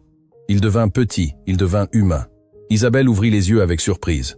Jamais, en ses années de service dans de multiples maisons riches, elle n'avait vu un patron s'agenouiller devant une employée. « Monsieur Alexandre, levez-vous s'il vous plaît. »« Ce n'est pas nécessaire, » murmura Isabelle, mal à l'aise face à la rupture du protocole social. « Non, » l'interrompit Alexandre, la voix brisée par un sanglot qu'il ne put plus contenir. « Ne me demandez pas de me lever, Isabelle. C'est la seule place où je mérite d'être. » Alexandre baissa la tête. Les larmes commencèrent à tomber sur ses mains jointes, tachant les poignets de sa chemise de soie. Il pleura en silence au début, puis avec des spasmes douloureux qui secouaient ses larges épaules. Il pleura la honte d'avoir été aveugle avec des yeux parfaits. Il pleura le temps perdu. Il pleura la douleur qu'il avait permise. Léa entendit les pleurs. Le son du pleur d'un homme adulte est terrifiant pour un enfant, mais il est aussi révélateur. La fillette lâcha une main d'Isabelle et tâtonna le bord du lit, cherchant l'origine du son. « Papa pleure ?» demanda Léa confuse. Éléonore lui avait dit que les hommes puissants ne pleurent pas, que son papa était de pierre. Isabelle regarda l'homme brisé au sol puis la fillette. Son cœur, qui était immensément noble, ne garda pas de rancune.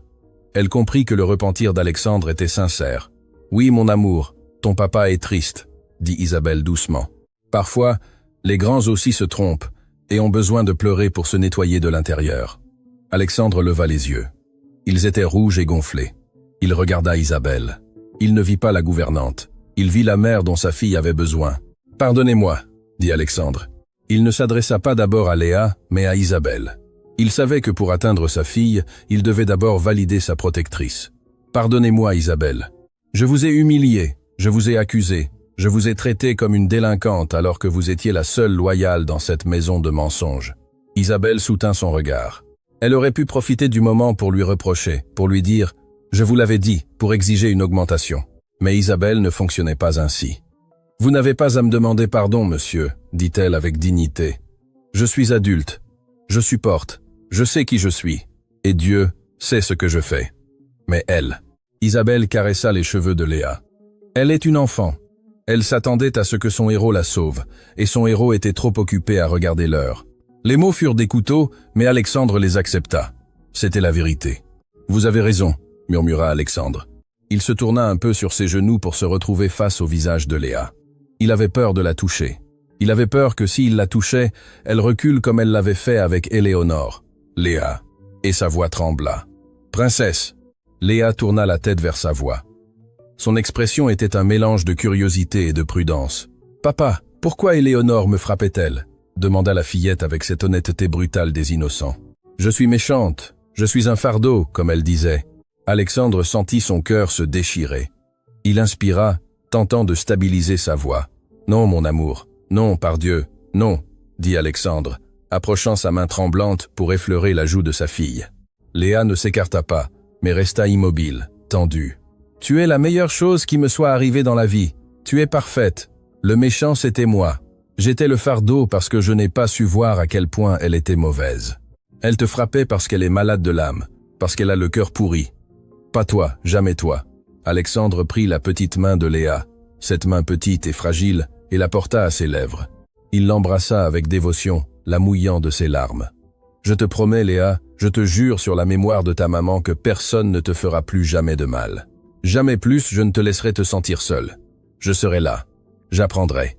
Je ne sais pas encore comment être le papa dont tu as besoin. J'ai oublié. Mais j'apprendrai. Léa sentit les larmes de son père sur sa peau. Elle sentit le tremblement de ses mains, et pour la première fois depuis longtemps, elle sentit la vérité. Les enfants aveugles développent un radar spécial pour le mensonge. Ils entendent les changements de ton, sentent la tension musculaire, et à ce moment-là, Léa ne sentit qu'un homme repentant qui l'aimait désespérément. Lentement, la fillette sortit son autre main de l'emprise d'Isabelle et tâtonna l'air jusqu'à trouver la tête d'Alexandre. Ses petits doigts s'emmêlèrent dans les cheveux de son père. « Ne pleure pas, papa », dit Léa. Isabelle dit que quand on pleure, les yeux se lavent et on peut mieux voir. Alexandre laissa échapper un rire étouffé entre les pleurs. Il regarda Isabelle à travers ses larmes. La femme souriait légèrement, un sourire triste, mais plein d'espoir. Isabelle dit la vérité, dit Alexandre en regardant la gouvernante avec une profonde gratitude. Isabelle a toujours dit la vérité. Alexandre s'essuya les yeux du revers de la main et inspira profondément. Il était toujours à genoux, mais il se sentait plus fort que jamais. Il regarda Isabelle et lui tendit la main. Ce n'était pas la main du patron qui donne un ordre, ni la main de celui qui donne un pourboire. C'était la main d'un homme demandant de l'aide d'égal à égal. « Isabelle, je ne peux pas faire ça seul », admit Alexandre se dépouillant de son dernier gramme d'arrogance. « Je ne sais pas ce qu'elle aime manger. Je ne sais pas quelles histoires elle aime. Je ne sais pas comment calmer ses cauchemars. J'ai besoin de vous, pas comme employé. J'ai besoin de vous comme partie de ça, comme partie de la famille. » Isabelle regarda la main tendue d'Alexandre. Elle regarda ses doigts fins et soignés, si différents des siens, mais elle vit la sincérité dans le geste. « Mademoiselle Léa ne mange pas de choses vertes et cuites. Elle aime les choses crues et croquantes, » dit Isabelle doucement, sans prendre la main encore, mais commençant à l'éduquer.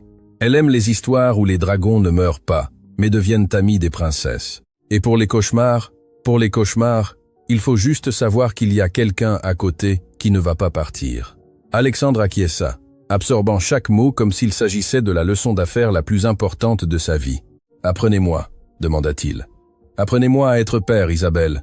Je vous paierai le triple. Je vous donnerai ce que vous voulez, mais s'il vous plaît, ne nous quittez pas. » Isabelle sourit et finalement tendit sa main rugueuse et prit la main douce d'Alexandre. La poignée fut ferme, un pacte scellé sur le lit de la fillette qu'ils aimaient tous les deux. « Ce n'est pas pour l'argent, monsieur Alexandre, » dit Isabelle. « Je reste parce que cet enfant est mon cœur et parce que je crois que vous aussi avez une chance de salut. » À ce moment-là, la barrière invisible des classes sociales, des uniformes et des hiérarchies se dissipa dans cette pièce. Il n'y avait plus un magnat et une gouvernante. Il y avait un père, une mère de substitution et une fille, unis par la douleur du passé et l'espoir fragile de l'avenir. Alexandre se leva du sol, les genoux engourdis. Il s'assit sur le lit de l'autre côté de Léa, enfermant la fillette dans un cercle de protection entre lui et Isabelle. « J'ai faim », dit Léa soudain, brisant la tension avec l'innocence de celle qui priorise la survie immédiate. Alexandre et Isabelle se regardèrent et éclatèrent de rire en même temps. Ce fut un rire de soulagement, un rire qui nettoya l'air dense de la pièce. « Nous allons chercher quelque chose de croquant alors », dit Alexandre en essuyant la dernière larme. « Isabelle, vous m'aidez à la faire descendre ? Je crois que la cuisine est votre territoire, mais j'aimerais apprendre où nous gardons les biscuits.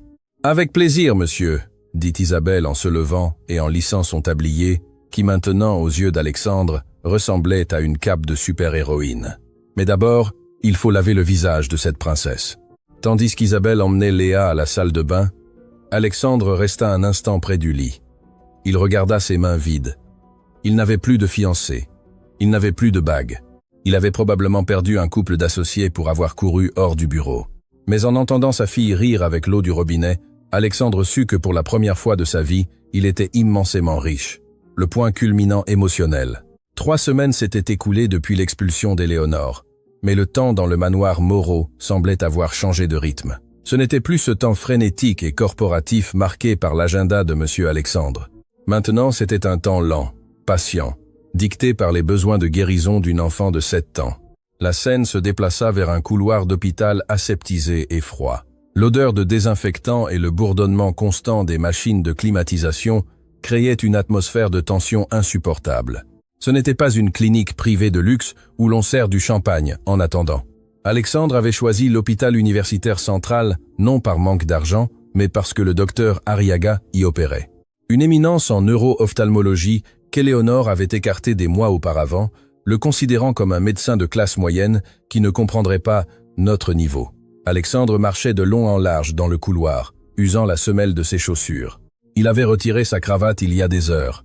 Sa chemise était froissée et tachée de café, mais peu lui importait. Pour la première fois de sa vie, son image publique était le dernier de ses soucis. Assise sur une chaise en plastique dur avec un chapelet en bois bon marché entre les mains, se trouvait Isabelle. Elle ne portait plus son uniforme. Alexandre le lui avait formellement interdit le lendemain de l'incident. « Dans cette maison, vous ne portez plus d'uniforme », lui avait-il dit. Maintenant, elle portait une blouse simple et une longue jupe, des vêtements humbles mais dignes. Ses lèvres bougeaient dans une prière silencieuse et constante, un mantra de foi qui tenait la désespoir à distance. « Ça fait 4 heures, Isabelle », dit Alexandre, s'arrêtant devant elle et passant ses mains dans ses cheveux, les ébouriffant d'angoisse. « Ils ont dit que ce serait 3. Quelque chose a mal tourné. Je le sais. Dieu me punit d'avoir été un mauvais père. Il va me priver de la chance de la voir en bonne santé. » Isabelle arrêta sa prière et leva les yeux. Ses yeux sombres transmettaient une paix qu'Alexandre enviait désespérément. « N'appelez pas le malheur, monsieur Alexandre, dit-elle, d'une voix douce mais ferme. Les temps de Dieu ne sont pas ceux de votre montre suisse. La petite est forte. Elle a survécu au désamour et à l'obscurité. Une opération ne la vaincra pas. Ayez foi. J'ai peur, Isabelle, confessa le magnat en s'asseyant à ses côtés et en enfouissant sa tête dans ses mains. J'ai une peur qui me paralyse. Si l'opération échoue, si elle ne peut jamais voir, comment vais-je lui expliquer que j'aurais pu essayer plus tôt? Comment vais-je vivre en sachant que j'ai laissé Éléonore la convaincre que sa cécité était une punition permanente? Si l'opération échoue, vous resterez son père, répondit Isabelle, posant sa main calleuse sur la main tremblante d'Alexandre, et elle le saura. Elle sentira votre amour. La vue est un cadeau, monsieur, mais l'amour est le soutien. Léa préférera un père aveugle qu'il aime, à un père avec une vue parfaite qu'il ignore. Vous lui avez déjà donné le plus grand miracle. Vous êtes revenu pour elle. Avant qu'Alexandre ne puisse répondre, les doubles portes du bloc opératoire s'ouvrirent avec un souffle pneumatique. Le docteur Arriaga sortit en retirant son masque chirurgical. Il avait des cernes profonds et le visage sérieux. Alexandre sauta de sa chaise comme s'il avait un ressort. Isabelle se leva lentement, serrant le chapelet contre sa poitrine. « Docteur ?» Alexandre ne put même pas formuler la question. Le mot s'étrangla dans sa gorge sèche. Le médecin soupira et les regarda tous les deux. Il ne fit pas de distinction entre le magnat et l'ex-gouvernante. Il vit 2 parents préoccupés. « Cela a été compliqué », admit le docteur Arriaga. Les dommages aux nerfs ne provenaient pas seulement de l'accident original. Le stress chronique et, le traumatisme émotionnel que la petite a subi avait créé une pression intraoculaire psychosomatique très sévère. Le corps de Léa rejetait la vue parce qu'elle associait voir à la douleur. Alexandre sentit une pointe de culpabilité si aiguë qu'il dut s'appuyer contre le mur pour ne pas tomber. Sa fille ne voulait pas voir parce que ce qu'elle voyait était un monde hostile. « Alors ?» demanda Isabelle faisant un pas en avant, la voix pleine d'espoir. « Nous avons réussi à décompresser le nerf, » dit le médecin, et un léger sourire fatigué apparut sur son visage. La chirurgie, anatomiquement, a été un succès, mais Le mets resta en suspens dans l'air comme une guillotine. « Mais quoi ?» exigea Alexandre. Elle se réveille de l'anesthésie en ce moment et elle est très agitée. Elle crie non par douleur physique, mais par panique. Les sédatifs ne fonctionnent pas parce que son adrénaline est à son comble. Elle a besoin de se calmer, ou la pression sanguine pourrait faire éclater les points de suture dans ses yeux.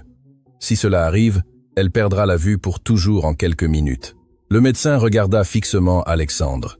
« J'ai besoin que quelqu'un entre, quelqu'un qui puisse la calmer, quelqu'un en qui elle a aveuglément confiance, si je puis dire. Les infirmières ne peuvent pas la toucher. Elle donne des coups dans l'air, pensant qu'on va lui faire du mal. » Alexandre regarda immédiatement Isabelle. « Allez-y, dit-il sans hésitation. Elle vous aime. Vous êtes son refuge. Vous pouvez la calmer. » Isabelle regarda vers les portes du bloc opératoire, puis vers Alexandre. Dans ses yeux, il y eut un éclair de sagesse ancienne. Elle savait qu'elle pouvait le faire. Elle pouvait entrer, chanter sa chanson, et Léa s'endormirait dans ses bras. Ce serait facile, ce serait sûr. Mais Isabelle savait que si elle entrait, Alexandre resterait le second. Si elle entrait, elle validerait l'idée que le père est inutile pour le réconfort. Pour que cette famille guérisse vraiment, le père devait être le héros. « Non », dit Isabelle, secouant la tête et reculant d'un pas. « Quoi ?» Alexandre la regarda avec incrédulité et panique. « Isabelle, ce n'est pas le moment pour ça. Elle a besoin de vous. Vous savez comment la calmer. Je ne sais pas quoi faire. »« Exactement. C'est pourquoi vous devez y aller, » dit Isabelle avec une autorité qui n'admettait aucune réplique. « Elle sait que je suis ici. Elle s'attend à ce que je la sauve. Mais elle a besoin de savoir que son papa peut la sauver. Si j'entre, vous serez toujours celui qui paye les factures. Si vous entrez et que vous réussissez à la calmer, vous serez son père pour toujours. Et si j'échoue, » murmura Alexandre terrorisé. « Et si elle ne se calme pas et que les points de suture lâchent, je serai coupable de sa cécité. Vous n'échouerez pas, » assura Isabelle, le poussant doucement vers la porte. « Parce que vous l'aimez, et l'amour ne faillit pas. Chantez-lui. Parlez avec le cœur, pas avec la tête. Allez, monsieur Alexandre, allez chercher votre fille. » Alexandre regarda Isabelle une dernière fois, inspira profondément comme quelqu'un qui va plonger dans des eaux profondes, et acquiesça. Il enfila la blouse stérile qu'une infirmière lui tendit de main tremblante et entra dans la salle de réveil. Le son était déchirant. « Non, ne me touchez pas, Éléonore. Non, je promets que je serai sage, » criait Léa. La fillette était sur le lit d'hôpital, les yeux bandés de compresses épaisses et blanches. Elle était attachée au poignet pour l'empêcher d'arracher le bandage et luttait contre les sangles comme un petit animal sauvage. Son moniteur cardiaque bipait frénétiquement, une alarme rouge indiquant un danger imminent. 2 infirmières tentaient de la retenir sans lui faire de mal. Mais Léa se débattait, pleurant des larmes qui mouillaient dangereusement les bandages. Alexandre sentit le monde s'écrouler en entendant le nom d'Éléonore. Même dans son délire post-anesthésie, le monstre était toujours présent. « Laissez-moi seul avec elle », ordonna Alexandre. Sa voix sortit plus forte qu'il ne l'avait espéré. « Monsieur, c'est dangereux si elle bouge beaucoup », commença à dire une infirmière. « J'ai dit de me laisser seul », rugit Alexandre sans quitter sa fille des yeux. « Sortez !» Les infirmières, intimidées, se retirèrent laissant la porte entr'ouverte. Alexandre s'approcha du lit d'hôpital. Léa sentit la présence de quelqu'un et se recroquevilla, attendant le coup. « Ne me frappez pas !» gémit la fillette. Alexandre ravala le nœud dans sa gorge. Il se pencha sur elle, mais ne la toucha pas. Il se rappela ce qu'Isabelle lui avait appris, d'abord la voix, puis le toucher. Alexandre commença à chanter. Sa voix était fausse, grave, rien à voir avec la douce voix de soprano d'Isabelle. Il chantait la berceuse qu'il avait entendue à travers la porte pendant des semaines. « Dors, ma petite fille, morceau de soleil, que les anges te gardent et moi je suis là. » Léa resta paralysée. Elle cessa de lutter contre les sangles, tourna la tête vers le son. « Papa ?»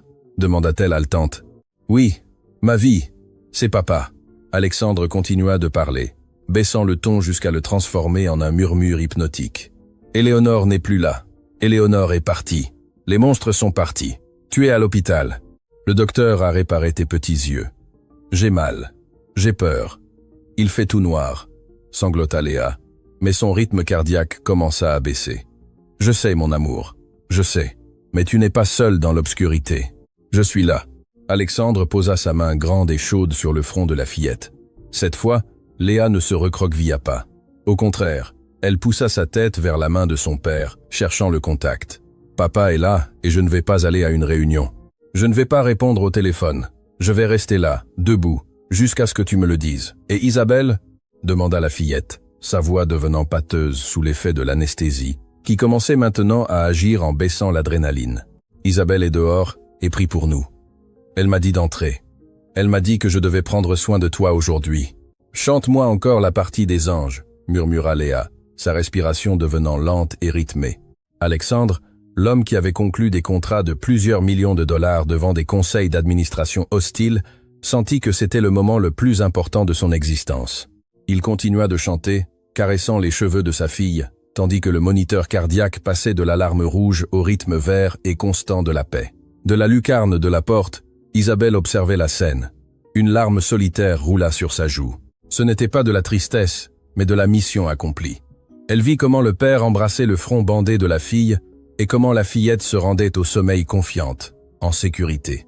Isabelle sourit, se signa et se rassit dans le couloir. Son travail de pont était terminé. Maintenant commençait le véritable travail de famille. La promesse. 4 jours plus tard, le manoir Moreau était plongé dans une pénombre artificielle. Tous les rideaux étaient fermés sur ordre du médecin. C'était le jour de retirer les bandages. L'ambiance dans le salon principal était électrique. Il n'y avait pas d'invités, pas de presse, pas de fête. Seuls les essentiels étaient là. Alexandre, Isabelle, le docteur Arriaga et, au fond, le personnel de service qui, après le départ d'Éléonore et la nouvelle attitude d'Alexandre, avait radicalement changé son comportement, montrant maintenant un respect sincère et craintif envers la fillette qu'ils ignoraient auparavant. Léa était assise dans un grand fauteuil en velours. Elle portait ses lunettes de soleil sombre posées sur ses genoux. Alexandre était agenouillé devant elle, lui tenant les mains. Isabelle était debout juste derrière le fauteuil, une main sur l'épaule de la fillette, son encre physique de toujours. « Êtes-vous prête, Léa ?» demanda le docteur Arriaga préparant les ciseaux chirurgicaux pour couper la gaze. « J'ai peur, papa », confessa Léa, serrant les mains d'Alexandre. « Quoi qu'il arrive, Léa, rien ne change », dit Alexandre en la regardant intensément, même si elle ne pouvait pas encore le voir. « Si tu vois, ce sera merveilleux, et si tu ne vois pas, ce sera aussi merveilleux, parce que nous avons. Je n'ai pas besoin que tu vois pour t'aimer. Je t'aime complètement tel que tu es. » Ces mots furent la clé finale. Pendant des années, Léa avait senti que sa cécité était une faute, quelque chose qui la rendait moins. Entendre son père dire qu'il l'aimait avec sa cécité lui enleva le poids de la performance. « Je suis prête », dit la fillette avec courage. Le docteur procéda. Le son des ciseaux coupant la gaze sembla s'amplifier dans le silence du salon. Tour après tour, le bandage blanc tomba au sol comme la peau morte d'un serpent. « Gardez les yeux fermés », ordonna le médecin. « Maintenant, ouvrez-les très lentement. La lumière va vous gêner. » Léa serra les paupières. Elle tremblait. « Ouvre les yeux, mon amour. Je suis là, » murmura Alexandre. Lentement, Léa écarta les paupières. Au début, la lumière tamisée de la pièce lui parut une explosion blanche et douloureuse. Elle cligna rapidement des yeux en larmoyant. « Ça me brûle », se plaignit-elle. « C'est normal. »« C'est normal », dit le médecin. « Essayez de faire la mise au point. » Léa cligna de nouveau des yeux. Le monde blanc et flou commença à prendre des formes, des taches de couleur, des ombres qui bougeaient. Ce n'était pas une vision parfaite de haute définition. C'était un monde aquarelle, diffus et nébuleux. Mais il y avait quelque chose. Ce n'était plus l'obscurité absolue. Elle regarda devant elle. Il y avait une tache sombre devant elle, une tache en forme de personne. Léa tendit la main, hésitante. Alexandre resta immobile, retenant son souffle, des larmes coulant sur son visage. La main de la fillette toucha le visage de son père. Ses doigts parcoururent le nez, les pommettes mouillées, la barbe naissante. « Papa » demanda-t-elle. « Oui » répondit Alexandre d'une voix étranglée. « Je te vois » murmura Léa. La phrase fut un tremblement de terre. « Je te vois flou. Tu ressembles à un nuage avec une barbe, mais je te vois. » Alexandre laissa échapper un sanglot de joie pure et embrassa sa fille avec précaution, enfouissant son visage dans son cou. Isabelle, derrière le fauteuil, se couvrit la bouche pour étouffer un cri d'émotion. Le personnel de service au fond commença à applaudir doucement, certains pleurant ouvertement. « Je vois des couleurs », dit Léa, se séparant de son père et regardant autour d'elle. « Je vois quelque chose de bleu là-haut », dit-elle en désignant Isabelle. « C'est Isabelle », dit Alexandre en riant à travers ses larmes. « Toujours vêtue de bleu, même si je lui ai dit que ce n'était pas nécessaire. » Léa se tourna dans le fauteuil et regarda la tache bleue qui était sa seconde mère. « Isabelle, tu es jolie » dit la fillette en tendant les bras vers elle. Isabelle s'agenouilla à côté du fauteuil, se joignant à l'étreinte. C'était l'image de la victoire.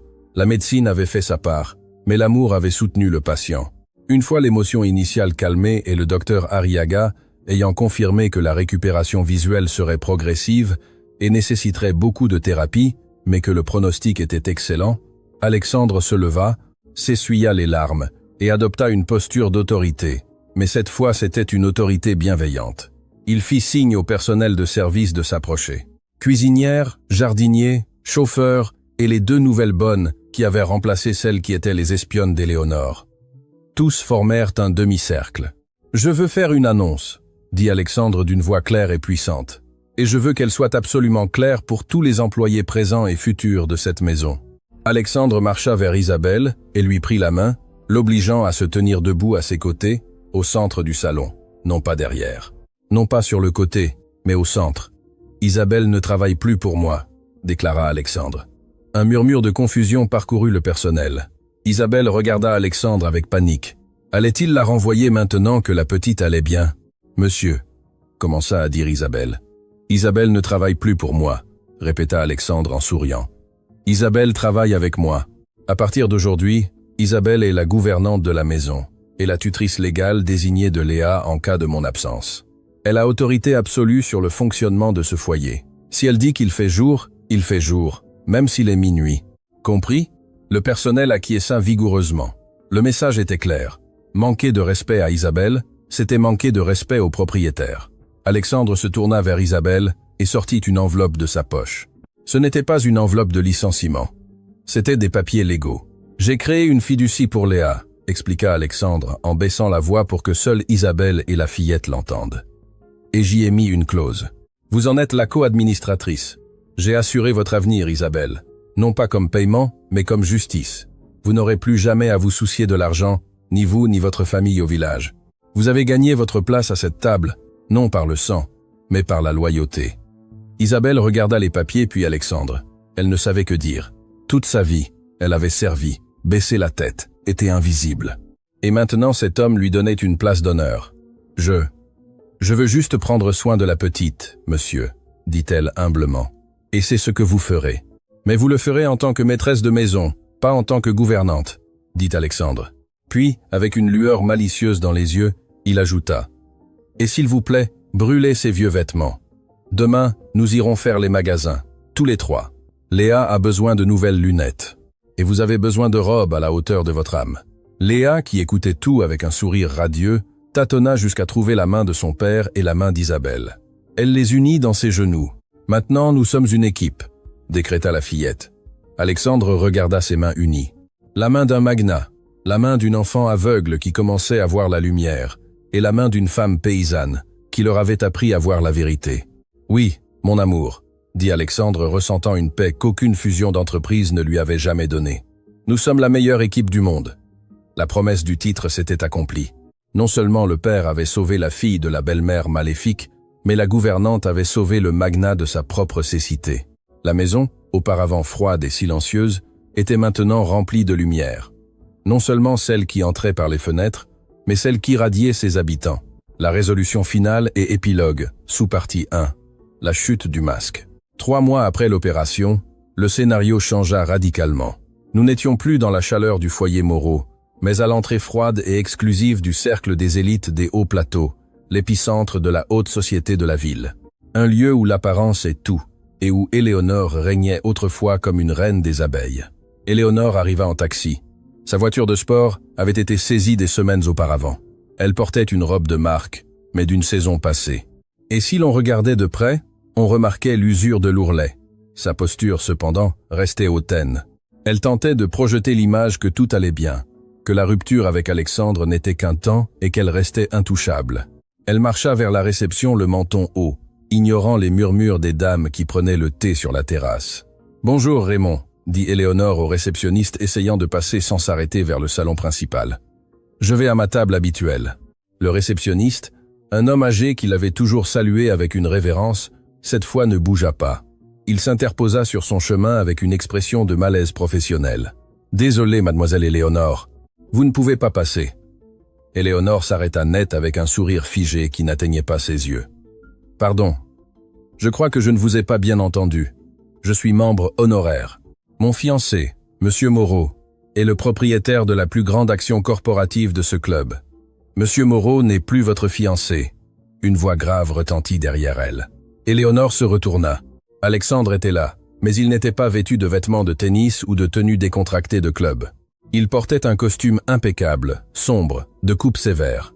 Il n'était pas là pour socialiser, il était là pour exécuter une sentence. À ses côtés, à la surprise de toutes les personnes présentes, il n'y avait ni une nouvelle mannequin ni une héritière.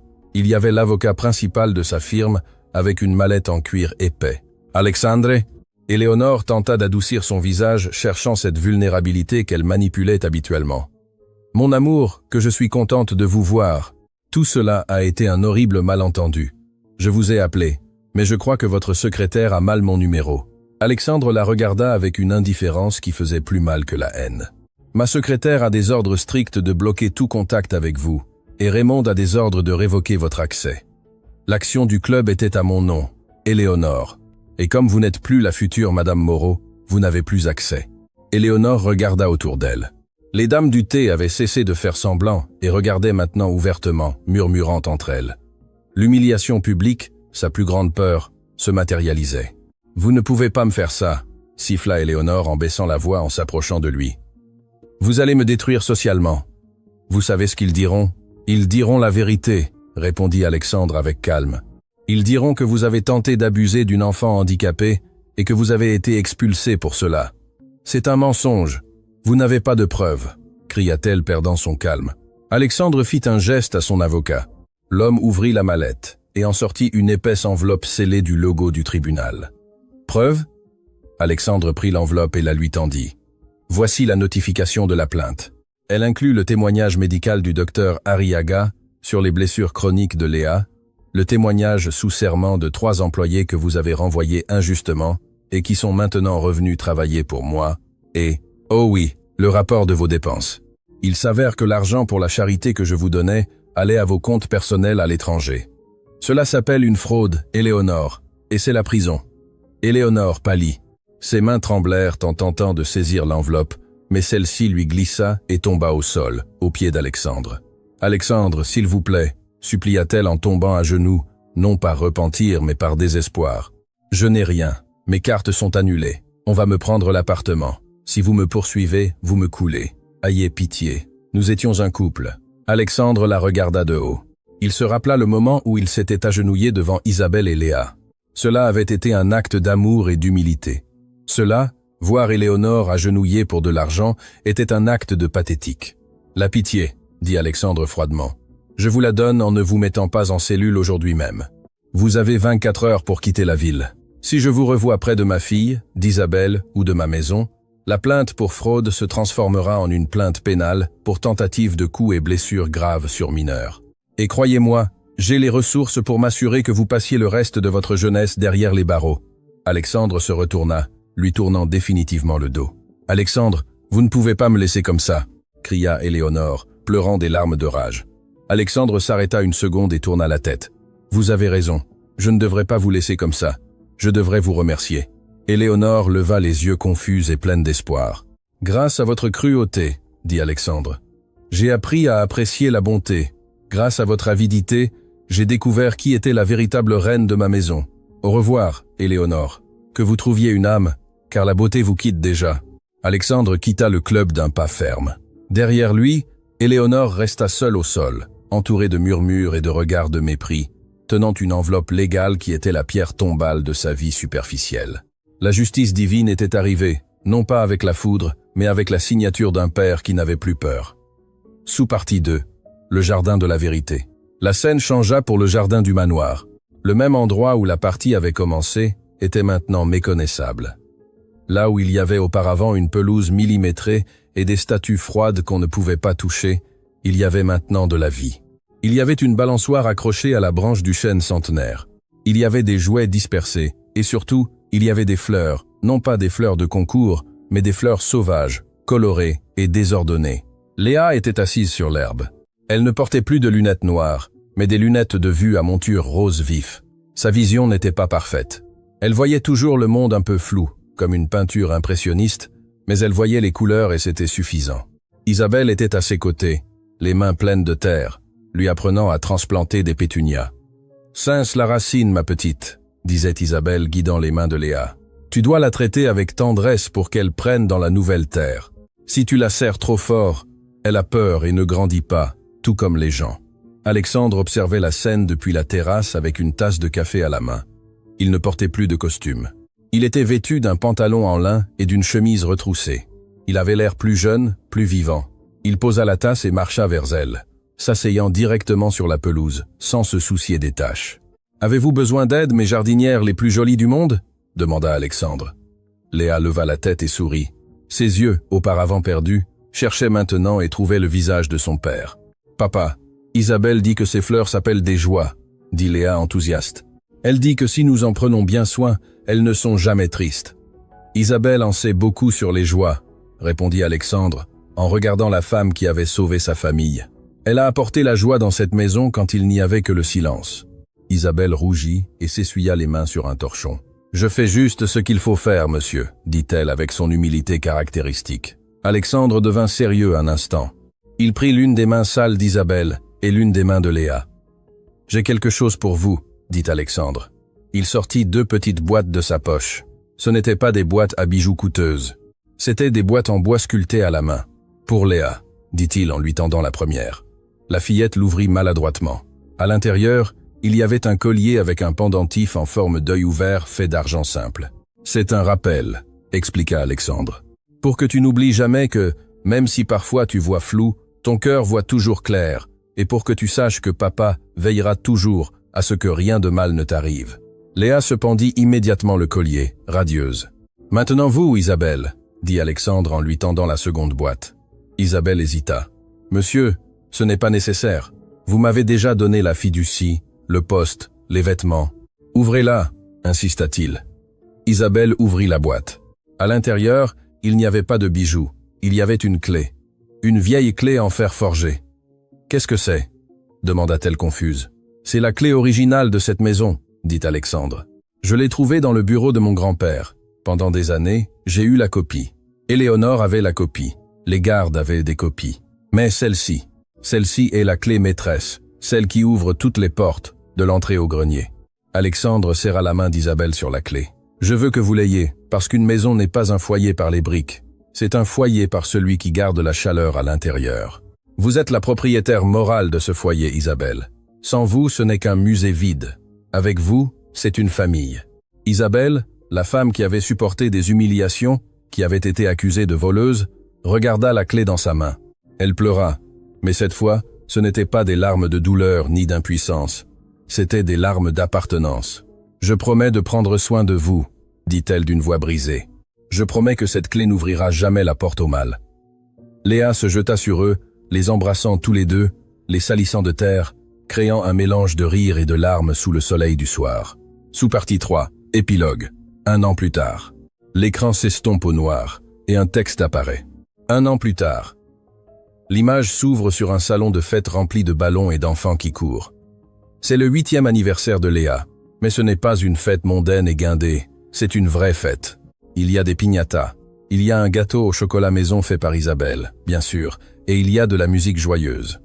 Nous voyons Léa courir. Oui, courir. Elle porte ses lunettes roses, mais elle se déplace en toute sécurité. Elle esquive un enfant, attrape un ballon, tombe, mais au lieu de rester au sol terrorisée en attendant de l'aide, elle se lève seule, secoue ses genoux et continue de rire. C'est une enfant libre. À une table latérale, Alexandre sert des rafraîchissements aux parents des amis de Léa. Il a l'air détendu, plaisantant. Un homme s'approche de lui. C'est un ancien partenaire d'affaires. « Alexandre, je vous trouve changé, » dit le partenaire. « Vous vous êtes beaucoup éloigné du cercle des affaires. On dit que vous avez refusé la fusion avec les Japonais pour partir en vacances à Disney avec votre fille et la gouvernante. N'avez-vous pas peur de perdre votre statut ?» Alexandre sourit.